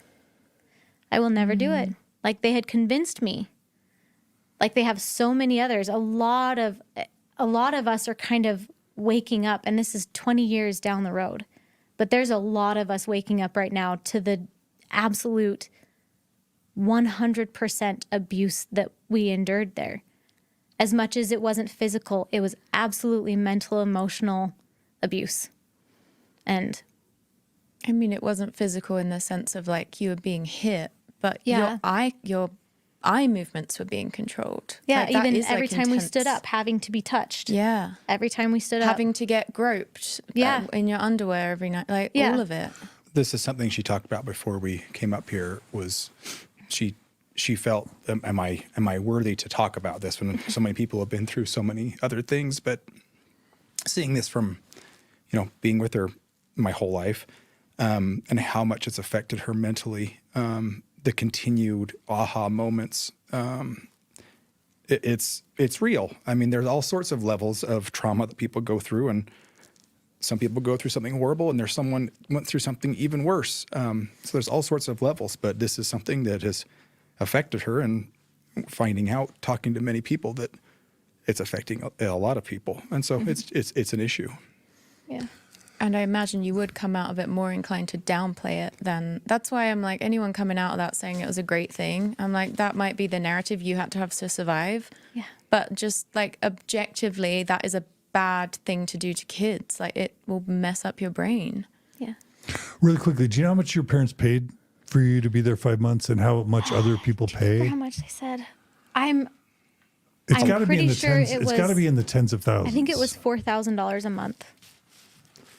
Was what I when I got out of LifeLine, I was snooping around in their closet one day and I found a bill, and I think I remember that's what it was. And how many kids were in there?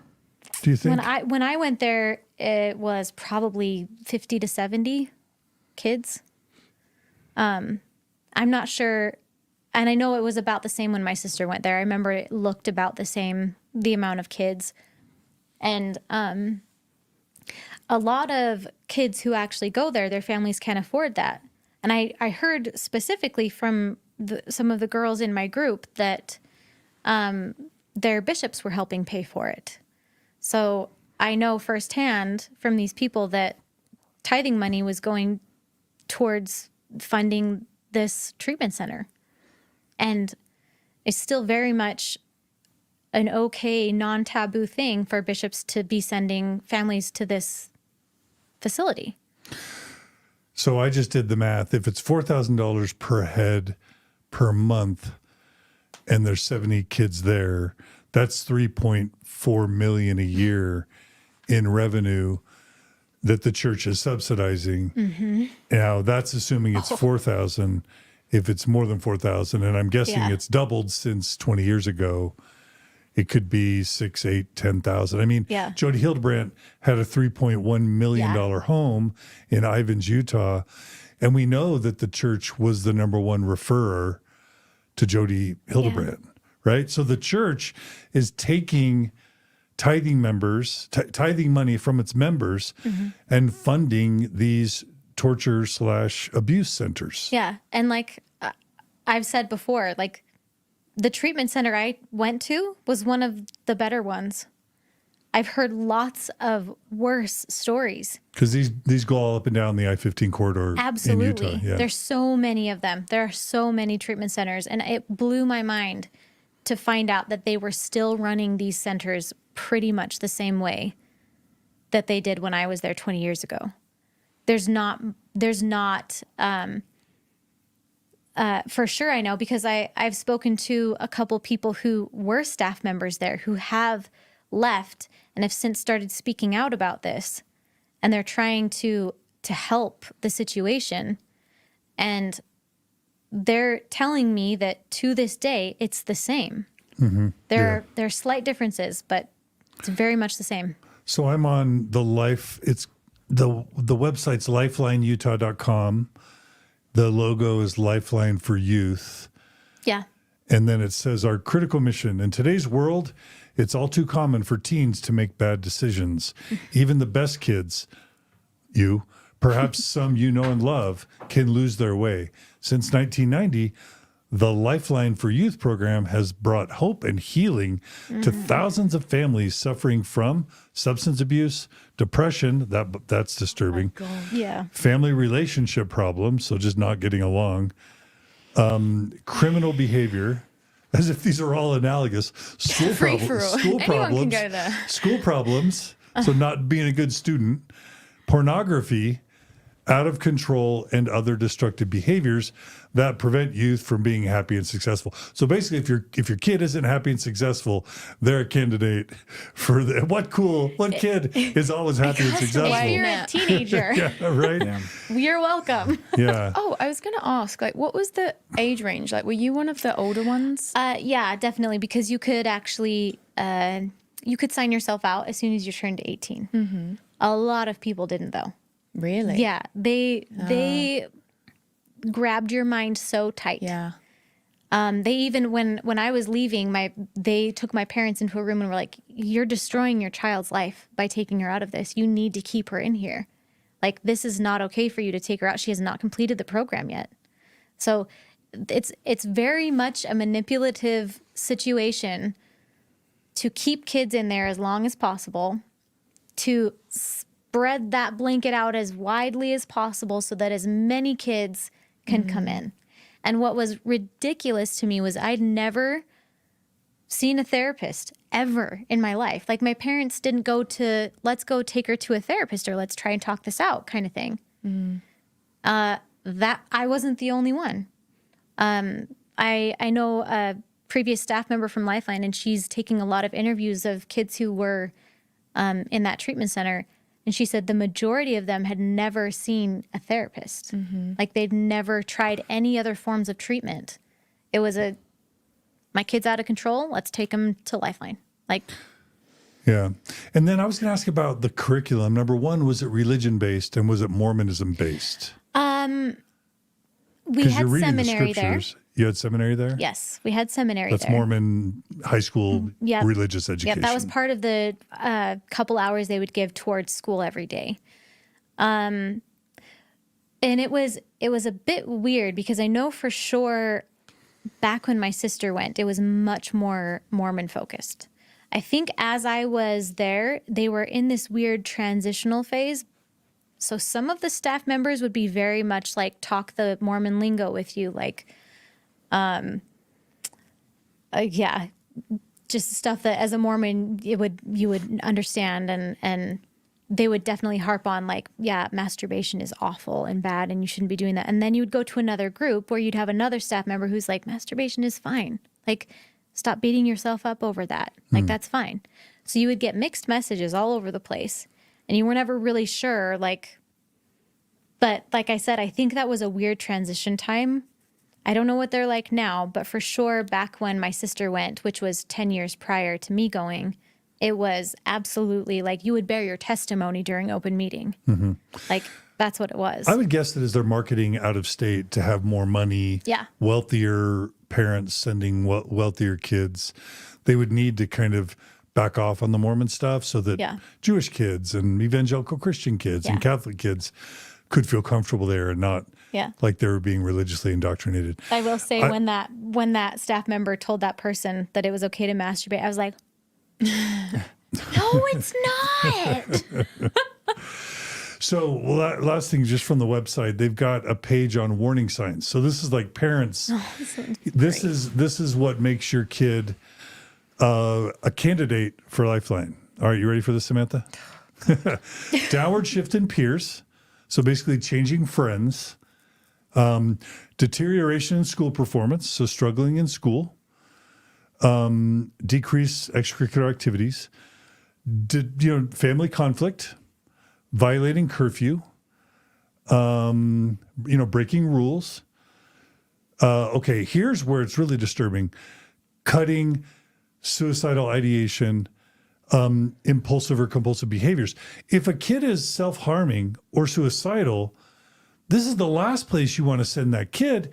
You want to send those kids to licensed mental health professionals who are going to have weekly licensed evidence-based therapy, not sending them to a place where these people not only aren't licensed and trained, but they're likely abusive. So it's weird that they're trying to treat depression, suicidal ideation, and self-harm. That's really unethical and crazy. I was an old comer that was in charge of a sweet little girl who was 13 years old who struggled with self-harm. And I was in charge of her well-being.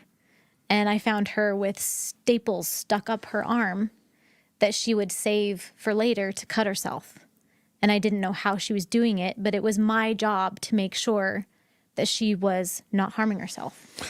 I remember as a 40-whatever-year-old PhD student having my first clients that self-harmed. And it was incredibly traumatic for a 40-year-old in his PhD thinking that I had the responsibility for fixing this problem. Mm-hmm. I can't imagine putting that on a 17-year-old or a 15-year-old. Yeah, it was difficult because she was just such a sweet girl. And I really, you end up loving these girls who you're living with and caring about them. And it was a world that I did not understand, but I saw it and I could not grapple with the fact that that was happening and that I was in charge of keeping her safe. Or that they were. Like, it's just, these people have no business treating depression, suicide, and self-harm. From what if you go to a therapist 3 times in 5 months, that's outrageous. Yeah. Go ahead. This just, sorry, I feel like I'm just harping on because I'm just so blown away by all of this and that I cannot fathom how this is legal and still going on. But like, there is no one for which this would be beneficial. The only like positive thing you could say about it is like, I guess you don't have access to drugs while you're in there, maybe. Yeah, I didn't have access to Alex while I was But then in you're there. also teaching people to, you're like completely disconnecting people from themselves and others, which is like the cause of addiction. So you're ultimately probably worsening it in almost all cases. The only thing you're teaching these kids is blind obedience to authority, even when it's corrupt, even when you're having to lie about yourself to survive. Like there's not a shred of goodness in any of it. Yeah, and they say that the best antidote to addiction is healthy emotional connection and social relationships. Not shame. And you've been cut off from all of those healthy relationships, isolated and stripped of any healthy emotional connection or relationship. So really quickly, just to finish, it's other signs of kids being candidates include drug charges, vandalism, shoplifting. Then it just goes generic. Change in personal habits, mood changes, apathy, eating and sleeping changes. So like if your kid's struggling to sleep or is a little bit moody, they're a candidate. Poor hygiene. And this is crazy. Change in church attendance. Yeah. Classic. So if a kid like loses their faith, thinks that the religion's stupid, or just reads the CES letter or the Book of Mormon and decides they don't like, they can be a candidate for going to this center. There were kids in there who were in there because they were gay. To put it bluntly. Oh. Yeah. Everyone should be able to sue for damages. Like everyone that's been in there. I can't wrap my head around it. It's been going for 30 years. There are like things that are less bad that someone could be prosecuted for doing to a child, you know? And they're not separating the drug users from the sexual, from like the child abusers, from the had sex with their teenage boyfriend, from the kid who's self-harming with depression. They're They're all lumped in together. And Yes. you're just staying in random people's homes. It Yeah. doesn't sound like there's much like overhead costs. They just dump you in a warehouse, get you to all hate on each other for 12 hours. And then like a parent who's paying them $4,000 a month Right. then hosts a bunch of other kids. I know. And I know that some parents were told that we would be taken on like whitewater rafting trips and rock climbing and have all this fun activities. I left that building once during my entire, like, I mean, besides going home, I left that building one time and we did like a ropes course down in Provo. And that was the one time I did consider running away because it was so close. But I was like, I would get caught. And then the other thing is there's this conflict of interest where those staff members want to keep you there as long as possible because the more longer you're there, the more money they make. So this idea of accusing you of drug use that you never engaged in, keeping you from advancing in the levels Yeah. unjustifiedly is actually in their self-interest Yeah. to keep you there and to abuse you for as long as they can. Right. And the longer you're in there, the more loyal you become to LifeLine. The longer they Like the- have to change your brain into saying, this place is great. It's saving my life. I love this place. I hope everybody goes. That's the Which Stockholm they're syndrome. making you say, right? That's- Absolutely. That's the Stockholm syndrome thing where you start to love your abuser. Yep. Ugh. Yeah. That's unfortunate. So were they teaching, like when I think about self-harm, well, let's pick one. When I think about self-harm, it's dialectical behavioral therapy. It's Marsha Linehan's, it's distress tolerance, it's stress reduction, it's meditation, it's mindfulness. There's a treatment for borderline personality disorder or self-harm. Yeah. Were they teaching you emotion regulation skills and distress tolerance skills and, therapy-based? No. No. Honestly, the groups that I remember, a lot of them were kind of scare tactic, like really scaring you straight. If it ever veered from the typical Like DARE, therapy, like yeah, the DARE yeah. drug program thing. Make them terrified. Yeah, it was a lot of like I remember one group because for the most part it was group sessions where the person would sit up front, tell them how bad you are, you give them feedback. That was typically what it was. Sometimes we would get a random group session that was, I remember this one where it was walking through a room and it was all these pictures of like drug addicts, like passed out on the street or like people in jail, people screaming, crying, like just awful, terrible, scary pictures. And we were supposed to walk through and spend time looking at all those pictures. And then after that, they had us lay on a floor and do a meditation. That was it. Like, I was like, what was the point of that?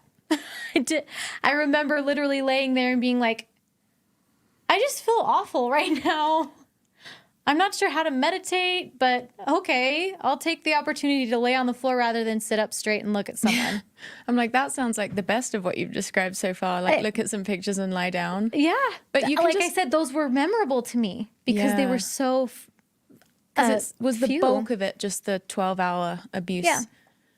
It's just mind-blowing. It feels like you can just imagine these, I'm imagining just business bros in a back room. Like, what can we have them do today? Let's just put pictures of drug addicts on the wall. And then we'll just have them lie down for an hour. Yeah, I don't even know. It's just like making, I mean, none of it is like how can you be allowed to have children in your care, troubled children, and not only have something that is not evidence-based in any way, not like licensed, not like vetted by anyone professional in therapy. All right. Any other stories you want to tell that captivate your experience there other than your escape, I think how you just got to really drive in the fact of the manipulation. I became one of their poster child people. They would have me go and talk to parents and have them say, I only was doing, I was lying and manipulating and having sex with my boyfriend, but I'm here and I need to be here. So it was almost like they used me as Sales. this girl's here. Sales. I mean, that's so Absolutely. unethical to use your inmates as your patients, your clients, as your sales reps. Yeah, I went into multiple meetings with parents to tell them how I liked the program and how much it was doing wonderful things for me. There's no way that's ethical. Aren't therapists not even allowed to ask patients for reviews? Like you wouldn't even say to a patient as a therapist, leave me a review. No, it's not ethical. You wouldn't even say that. Yeah. Yeah, using patients and clients as your sales force while they're your patients and Minors clients. as well. And Yeah. they're minors. Yeah. That's just child labor. And I had no beyond. choice. Yeah, When I was asked to do that, I Right. had to. right, And I had to say the right things. right. So, This reminds me of how Jody Hildebrandt forced her niece Jessie That's what I was thinking. to go around and recruit for her services. Mm-hmm. I mean, that's where all this comes from. yeah. Yeah. Wow. The same Mormon belief that shame is the best method for change, Yeah. which is demonstrably untrue from all the, probably even at the time, like all the therapeutic science. literature at the time Yeah. wasn't saying that. There was no reason Yeah. for them to. No. Yeah. Okay. So your experience there is capped off by them forcing you to be their sales rep. Yes. Yep. Okay. And I would actually go and pick up girls. There was several that I picked up from the hospital. Like, I wasn't driving. I was with a staff member, but it felt like they almost always had me go and be their spokesperson, even to go pick up girls and be the one that kidnapped them, which I hate that I did that, but You had to. You did kidnappings? technically, yes. The 2 times that I did it, they were very compliant. We told them that we were taking them to a facility. They needed to come with us. In their homes, out of their beds? One of them was from a hospital, and the other one was from another detention center. I don't remember where that. I didn't get told much of anything. I was just told to Okay. get in the car and we're going to go pick up a girl. Okay. So yeah, I did that twice. So yeah, but you can't say no. So what was going on? Let's just say by the time you're done, had they convinced you that they were helping you in your mind?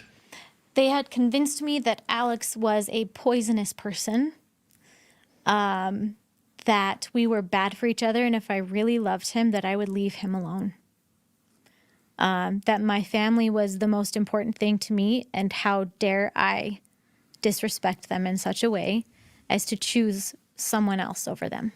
Because that's what I was doing. It was either or. You can't have both. You get rid of that guy or you get rid of your family. So as a 17-year-old, I make the choice to get rid of him. And in order to get out, I had to write a letter to him telling him I never wanted to see him again, that we were bad for each other, and that was it. And that's the first he'd heard of anything from me in 5 months. You didn't know she was in that place? No, not at all. And when she got taken, I didn't know, and I hadn't heard from her in a couple days, and I was really, really confused. Her cell phone didn't work, or she wouldn't answer, whatever it was. And I worked at a local grocery store, and I went to the back and called her house, and her mom answered, and I said, "Is Becky there?" And she said, "No, she's not." And I said, "Well, do you know where she is?" And she says, "Yes, but you don't need to know." And that was the end of it. Excuse me. That was the end of it. So I had no idea where she was. I drove clear down to Nephi, that was supposedly a camp, thinking I might see her there. I had to sit and question if she left and knew she was leaving, that they convinced her. And so I had to battle that, and that was hard, because it's hard for me to come up with in my mind that there's no way for her to communicate with me. So I had to battle that, but fought through that. And she had that letter, and one of her friends called me and said, "There's a letter for you from Becky in the mailbox." And so I went and read it, and it says what you'd imagine it'd say, that. And at this point, I can't- was out of LifeLine. Yeah, it was she was that out. day that I got out of LifeLine, and I had to deliver the letter to him. And her parents had moved from where they lived the whole time we date since then, but I found my ways of That's what they finding do. out They move. where So interesting. where she lived at the time. And I read the letter, and I only say this because I vividly remember saying it in my mind, and I said bullshit. And I drove from my house up Provo Canyon. They lived up Provo Canyon, up by Sundance, and drove the house and knocked on the door. I can't remember who answered, but they said, just a minute. And Becky came out, and we hugged for about 5 minutes. And from that point on, there was no separation. After that, her parents, and I give them credit for that after, because they went through a lot with her being in LifeLine as well. What do you mean by that? I just mean that it wasn't easy for them. They had to go back and forth to Salt Lake and do all these things. And so it wasn't easy for them. It was They costly. didn't know what I was going through. They didn't I know don't what she was think. going through. And every time they see you, you're just apologizing with your Yeah. head down and stuff. That So- can't be. Yeah. That's a different story, but I just mean that they went through they went through a lot in their own way, whether it was needed, they needed to go through it or not, whatever. They went through a lot, and Financially. and mentally and everything. And so but to their credit, they gave up at that point and they accepted me. And that was kind of it. Wait, Yeah. so after all that, they let you stay with them? They had one last ditch effort. They sent me to did. North Carolina to live with my sister. For how long?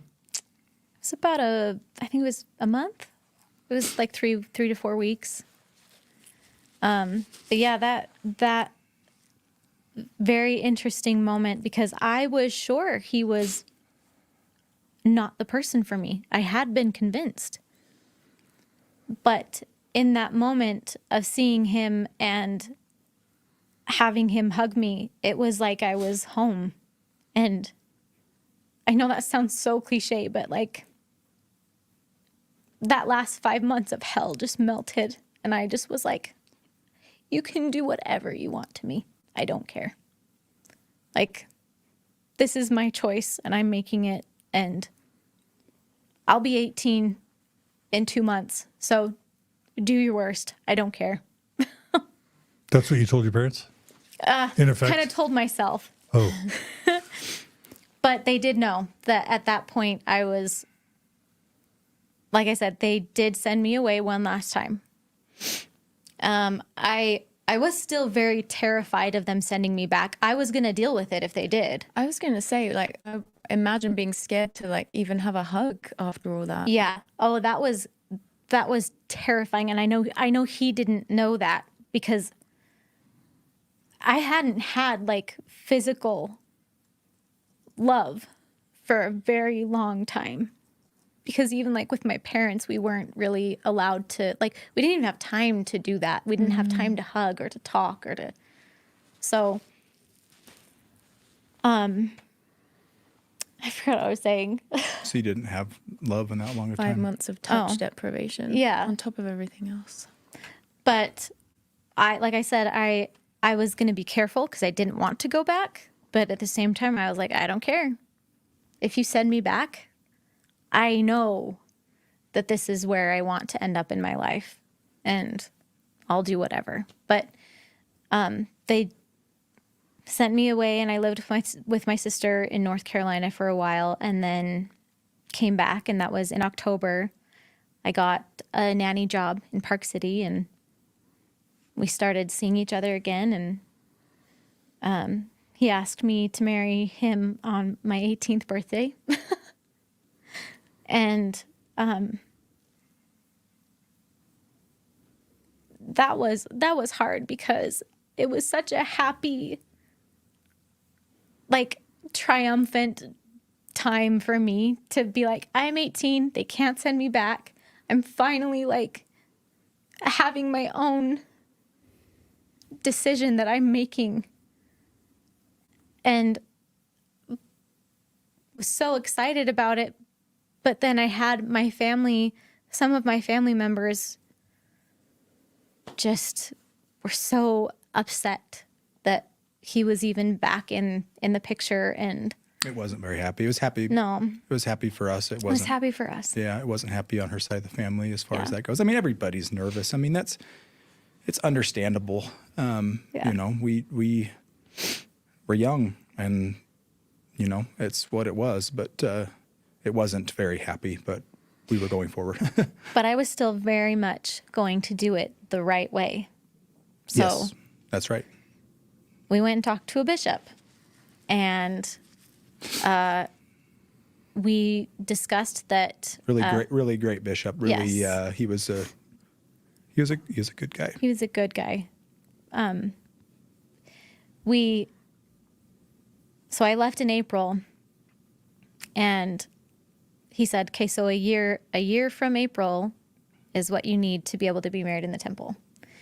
And it was November, and I don't know how we got him to be okay, but we're like, "Can we do February?" Yes. But he was okay with that, and that next February we were married in the Salt Lake Temple. Beautiful. And it's very interesting because I remember thinking that this should be the most spiritually beautiful day of my life because it was in the temple. And I didn't feel any of that. And it was hard to admit, but like all I cared about was that I was marrying him. But none of the like epic spiritual feelings of joy of eternal families, I don't know, it wasn't there, and that kind of threw me off. But in that moment I was like, I don't even care, like this is just the next step in life, and I'm happy to take it. And yeah, just assuming that was the right thing to do. And so we did it, and we did it the right way, and no one could say anything about it. Like I was done having to explain myself or to defend myself or say I'm okay. And that was the temple marriage for me, was my way of being like, see, we did it the right way. And once we got married, her family was all accepting of us. Yeah. And from my view, and I was confused. I always remember, like I said before, I'm a good guy, you know, and it was kind of hard, but it was never about that really. Yeah. And they were able to finally accept that.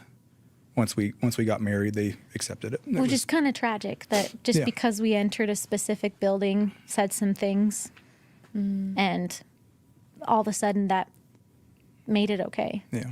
And you were always the same person. Yeah. But that's just the way it is, I guess.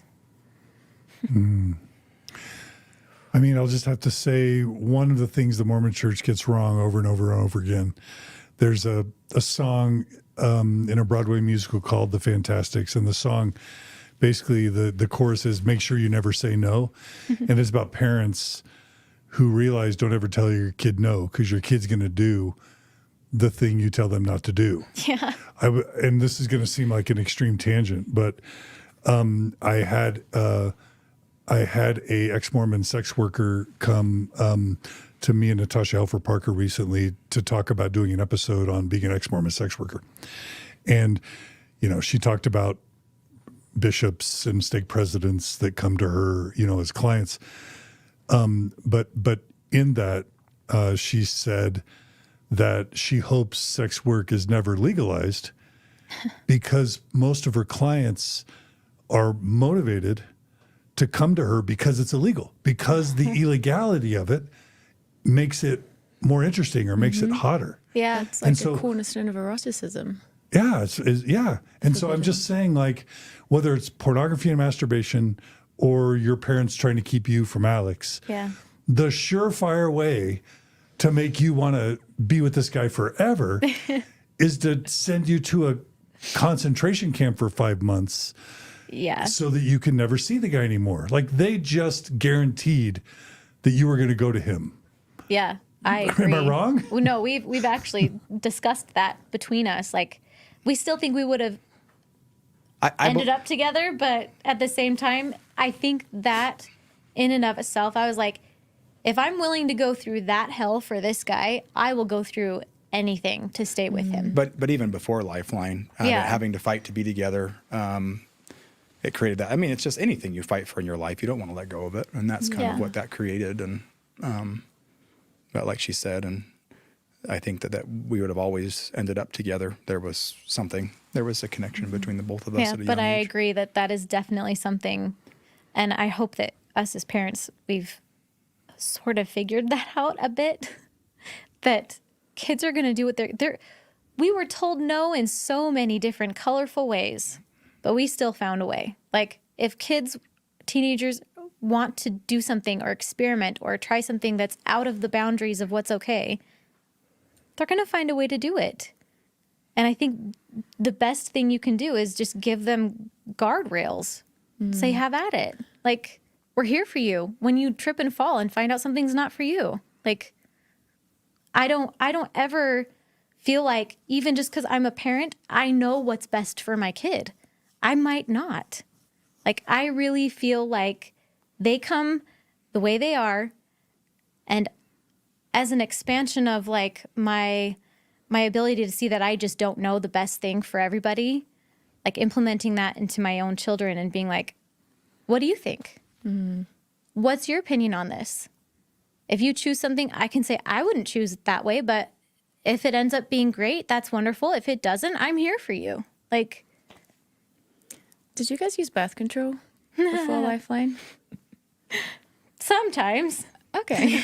Good for you.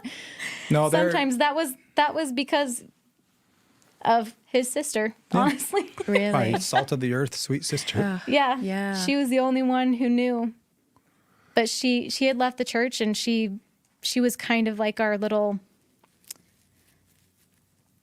Person that we could be honest with. And there to help and just try and make sure we were okay. No, like I said, I mean, I understand her parents' issue with us. I mean, like I said, we were obsessive with each other, and we could be possessive of each other. I'm not apologetic of it because that's what teenagers can do, but normal, it's a yeah. reality of what can happen. And but we wanted to be with each other. And I imagine the obsession is heightened by all the restrictions. It Yeah, is. I'm sure. Well, and you're having to be secretive and Yeah. Lies. Which is, Around. creates way more risks. Yep. Yeah. Like, again, the thing of if you're so scared to tell your parents you've been drinking, you're more likely to get in a car with a friend who's been drinking. oh, absolutely. Like, my mum and most parents in England are very much the like, I'd way rather you call me than like be in an unsafe situation. Like, you won't Yeah. get in trouble. And I feel like Yeah. Yeah. Yeah. it's lucky that you guys. Hindsight's 20/20, but for the first year plus of us being together, we just wanted to be together. And if we could have just had open arms into her home, so much of this wouldn't have happened. And I'm telling the past, I don't really know what would have happened, but I believe that it wouldn't have happened if we would have just had open arms into that. But I also see that's difficult for some parents to do. Yeah. Yeah. I mean, no child deserves to go through what you went through at that place. Nope. I agree. Whatever could have happened before, like, no way.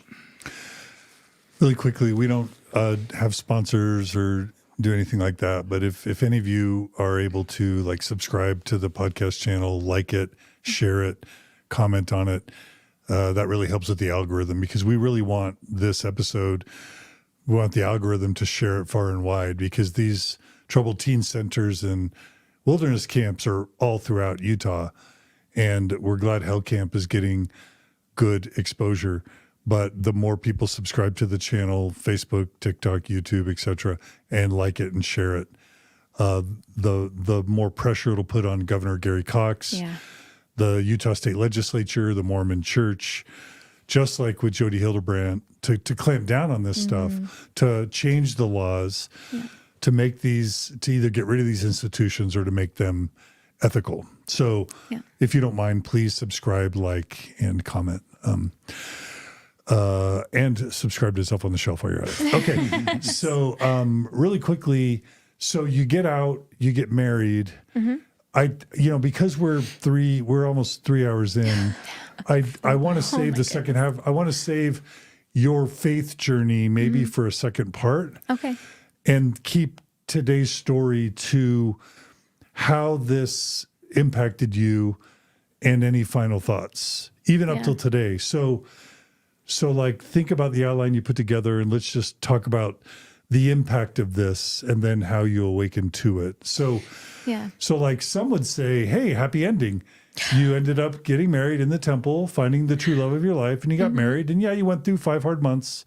But then, Alex, when you were talking about its impact, it sounded like, and I'm not trying to seed this, it sounded like you've observed a longer term impact that this had on her. So I'm not prying. No, yeah. And I'm not trying to fish for there being long-term or even chronic impact. But starting with you, Becky Loveless, were there residual negative implications in your life? And if so, let's talk about as much as you want about that. Oh, yeah.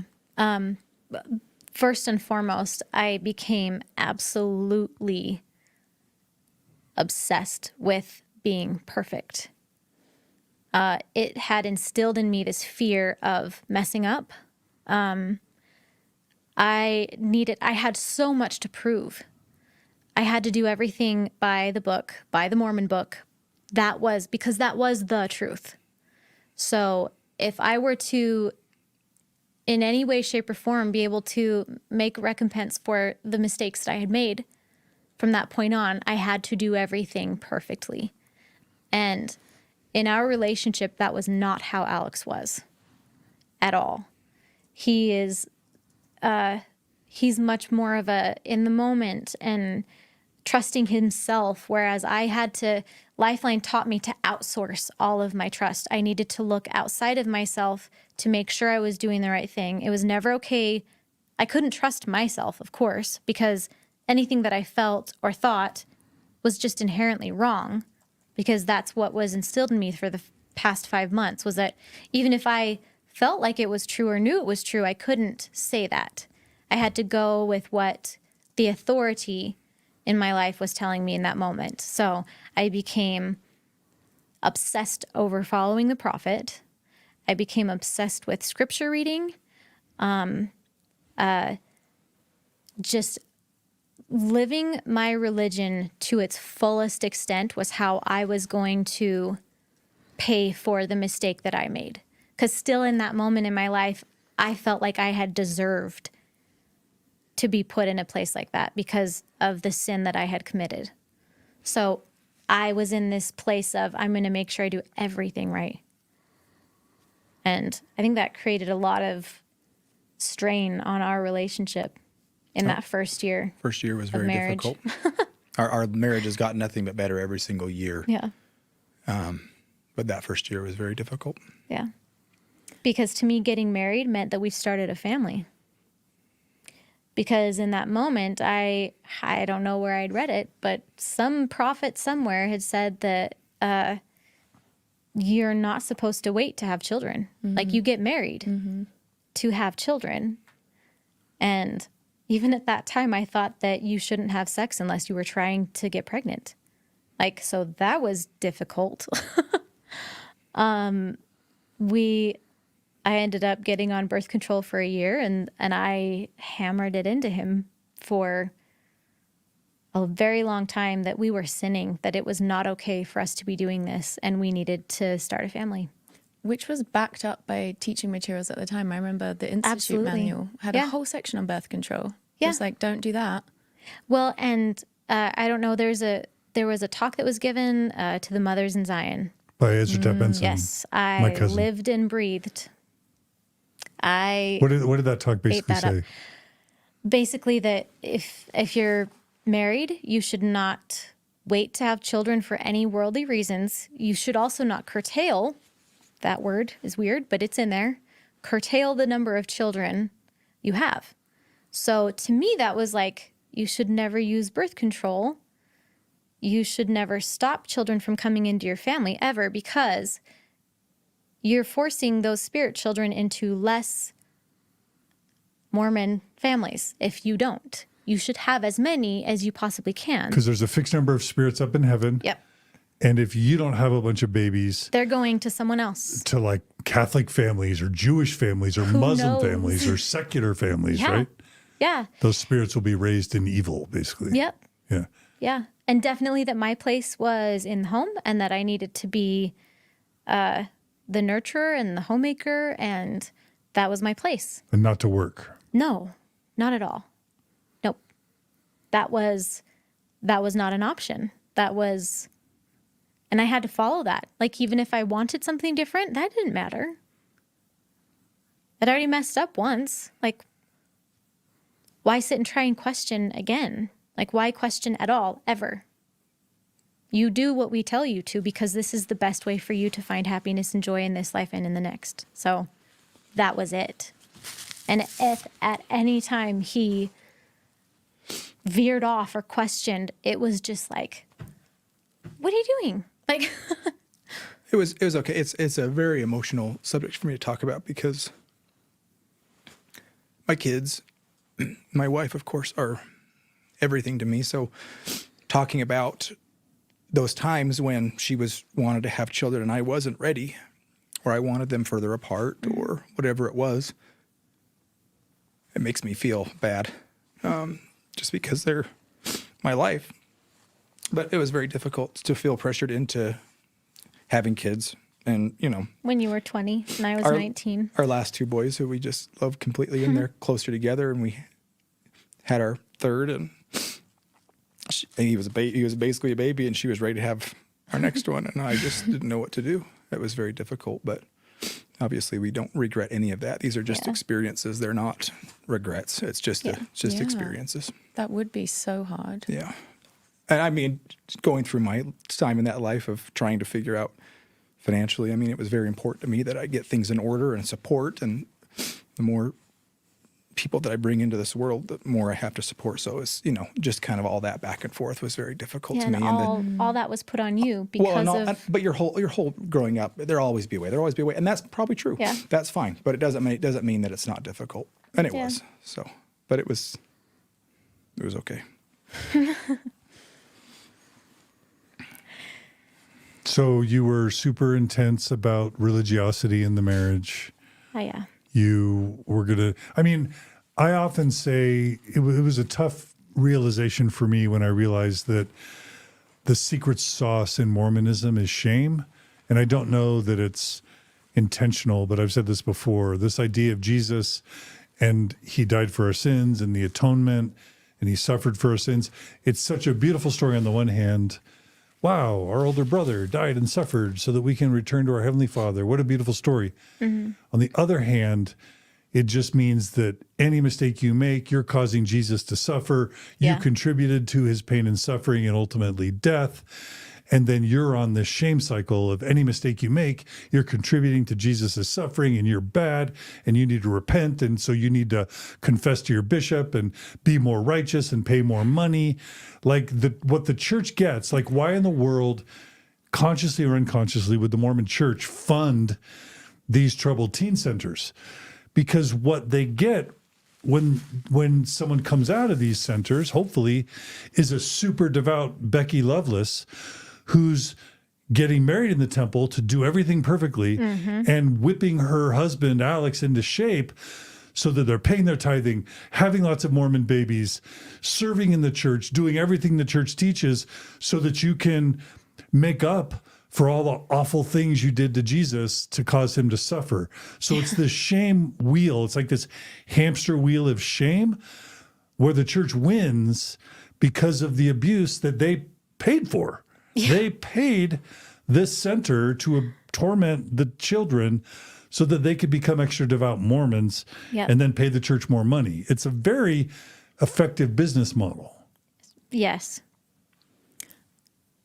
Just a minor tangent, but what's also interesting is because, like you said, these centers are appealing to people outside of Utah. There have to be kids that are going back to abusive home lives, like with abusive parents that have just been taught to be more subservient to that and to other toxic religious systems where same thing, they're just going to apply what they learned, which is just obedience no matter what. Yeah. Like there's no... Again, that's what's so insidious about everything you're learning at those places is the application is going to vary dramatically depending on what you're going home to. And it seems like there's a high chance you're not necessarily going home to something that good if you ended up there to begin with. feel like your Yeah. parents were loving and you kind of had a Yeah. better situation. Hence why you went on Absolutely. drugs, I'm sure. Yeah, yeah. And I can attest to that because you are absolutely trained to just listen to authority and never to yourself. You are not a trustworthy person. What you think, what you feel, you have to, and that was absolutely ingrained into us at LifeLine. You could not, a phrase was, don't question your old comer. And you could use that for the silliest things, but like it was something that if your old comer said that, you had to just, okay, sorry. Like, except for you can't say anything. You just would be like, sorry. Yeah. Anti-therapy. Yeah. So yeah, that would be a great business model for Mormons because you then turn that authority over to the church and to the prophet and to the Book of Mormon and to your priesthood leaders and never allow yourself or your thoughts or your emotions or your feelings to come into play when it's decision-making time. When you decide if you want to spend that extra 10% on something else besides tithing, don't ask yourself that. You know the rule. Don't question your old comer. Don't question your prophet. So yeah, it definitely bred that in me for sure. And I'm sure many other children who went through LifeLine or similar institutions. How did your relationship with God play out while you're in that place? In that time, I absolutely had to believe in God and believe that there was somebody out there looking out for me because I felt completely abandoned by everyone else. So it was a day in and day out prayer, like, please let me out of here. And a lot of times, like, I would say, okay, I understand that I did something really bad. So there was dialogue with God in there. And like I said, I would spend those 2 hours reading my scriptures where everyone else was going to school. And so that also just like instilled it in me that like God was the only thing that was going to save me from this place. And I had to prove it to him that I was worthy to leave. And I would only be let out when I was worthy enough, when I had paid enough, when I had suffered for my own sins enough. Because for whatever reason, in that moment, I didn't believe that Christ's atonement was enough for me because it couldn't be. Because why would I be here suffering if that was the truth? So I believed very much that my sexual sin was too much for Christ to take upon himself because I was enduring the suffering for it. And I didn't understand how or why that worked, but that was kind of my relationship with God. It was a lot of dialogue of like, am I good enough to leave yet? Like, have I suffered enough to leave yet? Did they have you convinced God approved of you being there? Yeah. Oh, yeah. Yeah, that was not a question. Why? We were supposed to be there. It was, because if he didn't want us there, we wouldn't be there. God is all powerful. He's all knowing. He's all loving. If he didn't want us to be there, if we didn't need to be there, then we wouldn't. All of us were there for a reason. And all of us were there for a reason together. And if you believe in God and he's the one pulling the strings, then yeah, he's the one who's putting you there. He's the one who will allow you to leave when you are ready, when he thinks you are. And staff was God because they dictated when you were ready to move up in the ranks. So yeah, definitely the need to appease authority was a huge part of that. And that can't be good to have your view of God being that he wants you to be tortured for your mistakes. Like, Right. And to believe that God wants your torture yeah. can't be good for your And it didn't make psyche. sense to me because I'd been told my whole growing up life that Christ suffered for my sins so I wouldn't have to. But here I was in this situation and it didn't make sense to me. But I was going to take it because if God didn't want me there, then he would get me out. So. Okay. So I think we want to cover maybe your family's faith journey in a separate episode. Yeah. What else would y'all like to say about, I mean, there's going to be people that like, they're Googling LifeLine and they find this, or, they're like, curious about these troubled teen centers, and this comes up. What else do you want to say about the impact of this in your lives, or any other final things? I think I'll start with that people who are put through these treatment centers come out with more trauma than they had when they came in, bar none. Like there's no question to that. There is a lack of recognizing levels of care that I think needs to take place. A lot of these kids are being sent here without ever seeing a therapist, without ever even trying outpatient therapy. They're just sent to residential treatment centers where they, of course, feel abandoned and have all of this emotional trauma and trauma that's added to the trauma they're already feeling.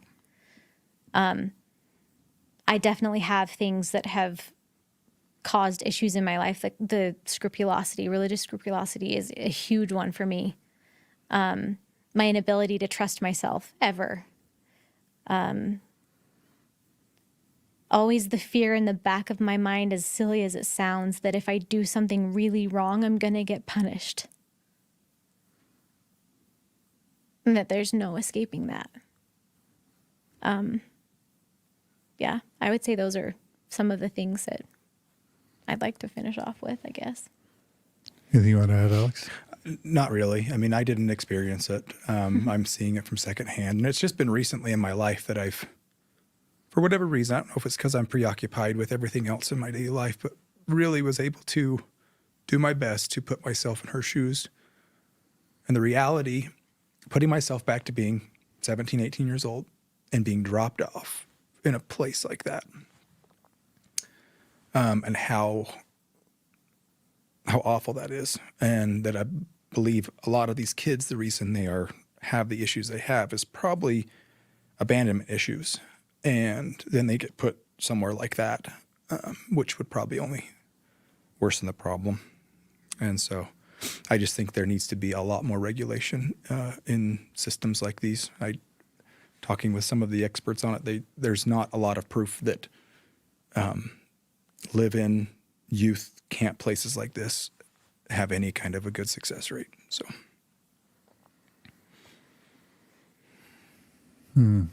Yeah. Well, I'm so sorry this happened to you. Thanks. And if a parent is thinking about putting their kid in there, I mean, your story really expresses, I think, how you feel. Anything you want to say to a parent that's thinking about sending their kid to a troubled teen center or wilderness survival camp in Utah? Yeah, don't. Don't. There was nothing I wanted more than to be with my family at that time. There was nothing I needed more than to be with my family. And if there are problems, that's a family problem. That needs to be addressed. It's not just the kid that's acting out because the kid wants to, because it's fun, because it's this. There's underlying issues that I guarantee siblings or parents have a part in. And in my opinion, family therapy needs to happen first. Absolutely. That needs to be, because, like I said, the thing I wanted most was to be with my family and feel loved and supported by them in a emotional, physical way. That being sent to a treatment center, residential treatment center, just completely thwarted and caused more problems. So as someone who spent 6 years training for a psychology PhD, can I blow your mind about something? Yeah. So there's two main types of clinical and counseling psychology: adult psychology and child psychology. It blew my mind to learn this. Child psychology is spent primarily not with children, but with parents. It's teaching parents how to parent, teaching parents how to set up an environment that will lead to thriving children. So in child psychology, you focus on the parents. And in this whole system, like you said, is brilliant. It's often the parent that needs the tools and the education and the training, and I'll say it, the therapy to be able to create an environment where kids will flourish. But these troubled teen centers prevent the parents from getting the help they need to heal themselves so that then they can create a healthy environment for their kids. And it all gets put on the kid as the problem. Exactly. Does that resonate? 100%. That is what happens day in and day out at places all around here, 20 minutes from here. And nothing's being done about it. And I'll just add that how we talk about therapy, and a lot of people won't delve into that. And we decided as a couple of years ago to go to marriage counseling, and it was one of the best things we could have ever done for ourselves. And it's tough to navigate a life with two people together all the time, and learning how to do that from someone else, from an outside perspective, or how to handle kid situations has completely changed my life and my outlook on life. Yeah. So the stigma around therapy is... I just implore people you're not weak. You're strong for doing that. And even if you don't think you need it, even if you're not really having issues, to go there and get some perspectives is very helpful. Yeah. I agree. And it sounds like you still love your parents and have a relationship with them? Immensely, yes. I imagine there are children for whom this destroys their relationship with their parents. Yeah, absolutely. I mean, the amount of people that when I tell them the story, they're like, "You're still okay with your parents?" Yeah. Because yes, there I are am. commenters, not about your parents, but there are commenters saying it's child abuse for a parent to put their kids in these centers. Now, maybe the parents don't know what's going on. Yeah, Right. most Like of them parents don't. are victims of it too. Absolutely. They're just as manipulated. And That's the sad fact. Just brought up an emotion. We had a discussion with their parents recently about that, and they broke down because they didn't know about a lot of the stuff that had gone on in there. And as you can see from that website, it looks very welcoming and open, but there's a lot else going on behind the doors. Yeah, I feel like if any parent could actually be a fly on the wall, no parent would be okay with it. And if they were, it would be because it happened to them or something. Yeah. The second she was able to tell her dad that she didn't need to be there anymore, he came and got her the next day. Yep. So Yep. My parents are amazing people. And like I said, they were doing the best that they could with what information they had. Oh, because Maven asked that, how'd you get out? And so Yeah. when you told your parents, when you finally felt safe after 5 months to tell them how you really felt, when you didn't have a spy sent with you to force you to say that everything was great, you told your parents that it was not healthy. And what happened? They pulled me out the next day. Oh, wow. They went to the facility, and I didn't know this, but like I said, the staff members took them aside and said, "Do not take your daughter out. You're going to lose your daughter if you do this." And they said, "We're taking her out anyway. Like, this is not okay." And they actually did that to me in group. They sent me to a group session where all of the people in group told me I was making horrible. If I left with my parents, like, I needed to tell my parents that I needed to stay. So it was just this big manipulation ring, but somehow we were able to get out of that situation.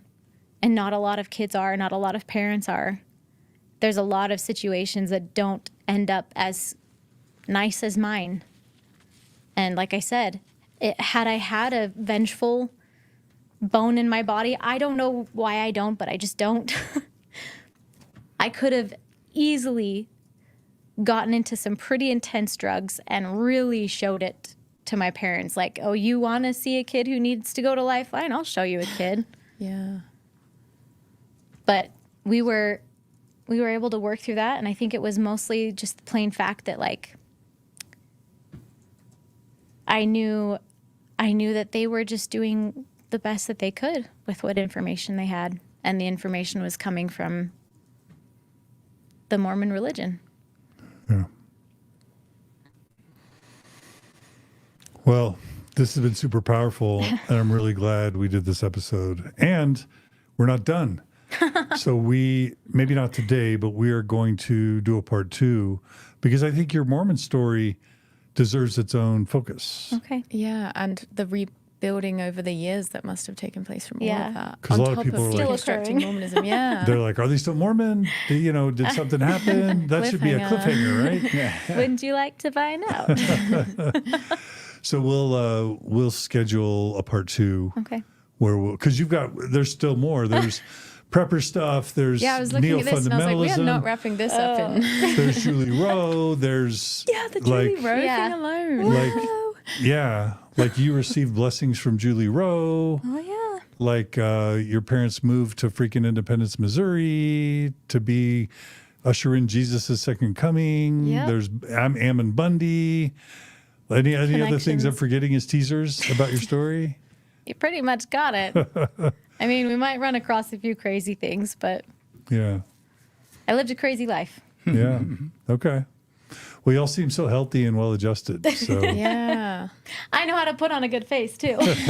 you learned that Yeah. at I LifeLine. did. What's it called? Lifeline. At LifeLine, you Yeah. learned. Oh, that's dark humor. Well, you got to laugh sometimes. Well, Becky Loveless and Alex Loveless, thank you both so much for being willing to come on Mormon Stories and hopefully help save at least some Yeah. teens Yeah. from being sent to these programs. Yeah, Don, thank you so much for allowing us to tell this story because it's getting squashed a lot. Yeah. So I really appreciate you giving it space. Yeah. Oh, our pleasure. And Sammy, thanks for bringing this to me and thanks for co-hosting. You're always a lovely, thoughtful, wise co-host. Yeah. Thanks for having me. Yeah. I'm so glad you guys ended up together after all of that. We are too. Now, Sammy does, we mentioned at the beginning, Sammy does faith transition kind of life coaching. The website is, SamanthaShelleyCoaching.com. and that's Shelley with an EY, right? Okay. And then, of course, subscribe to Mormon Stories podcast, subscribe to Zelf on the Shelf podcast. And for Mormon Stories, if you value this type of content and you want to see it continue, you can become a monthly donor by going to mormonstories.org, clicking on the donate button, becoming a monthly donor. We pay our staff and we require your support to keep this going. So please support us if you can. If you want to support Zelf on the Shelf, how do you do it? Please. Patreon.com/self-on-the-shelf. Although we also have like PayPal and Venmo linked in our YouTube videos. And it's really, they do great, fun, thoughtful, witty, sometimes savage content. We did the best roast of John. I think one of our best videos ever was us and Nemo roasting John in this studio. That was fun. Unbelievably good. And Sam's a wonderful life coach. She's all right. Personal experience. All right. Well, beautiful. Thanks for joining us today. Thanks to Julia and Maven and Gerardo and Brooklyn for all they do on staff to make this possible. Thanks to our board that oversees the Open Stories Foundation to make all this possible. Thanks to our donors. You make this possible. And of course, thanks to our viewers and listeners that make a healthy chat, that subscribe and like to our channels. You can find us on TikTok, Instagram, Facebook, YouTube, and we're growing. So keep supporting us. Thanks for the support. And tune in to part 2 with Becky and Alex Loveless to hear about their amazing faith journey after Becky survived a Utah troubled teen center. All right. Did. All right. Yeah. Thanks, everybody. We'll see you again soon on Mormon Stories Podcast. Take care.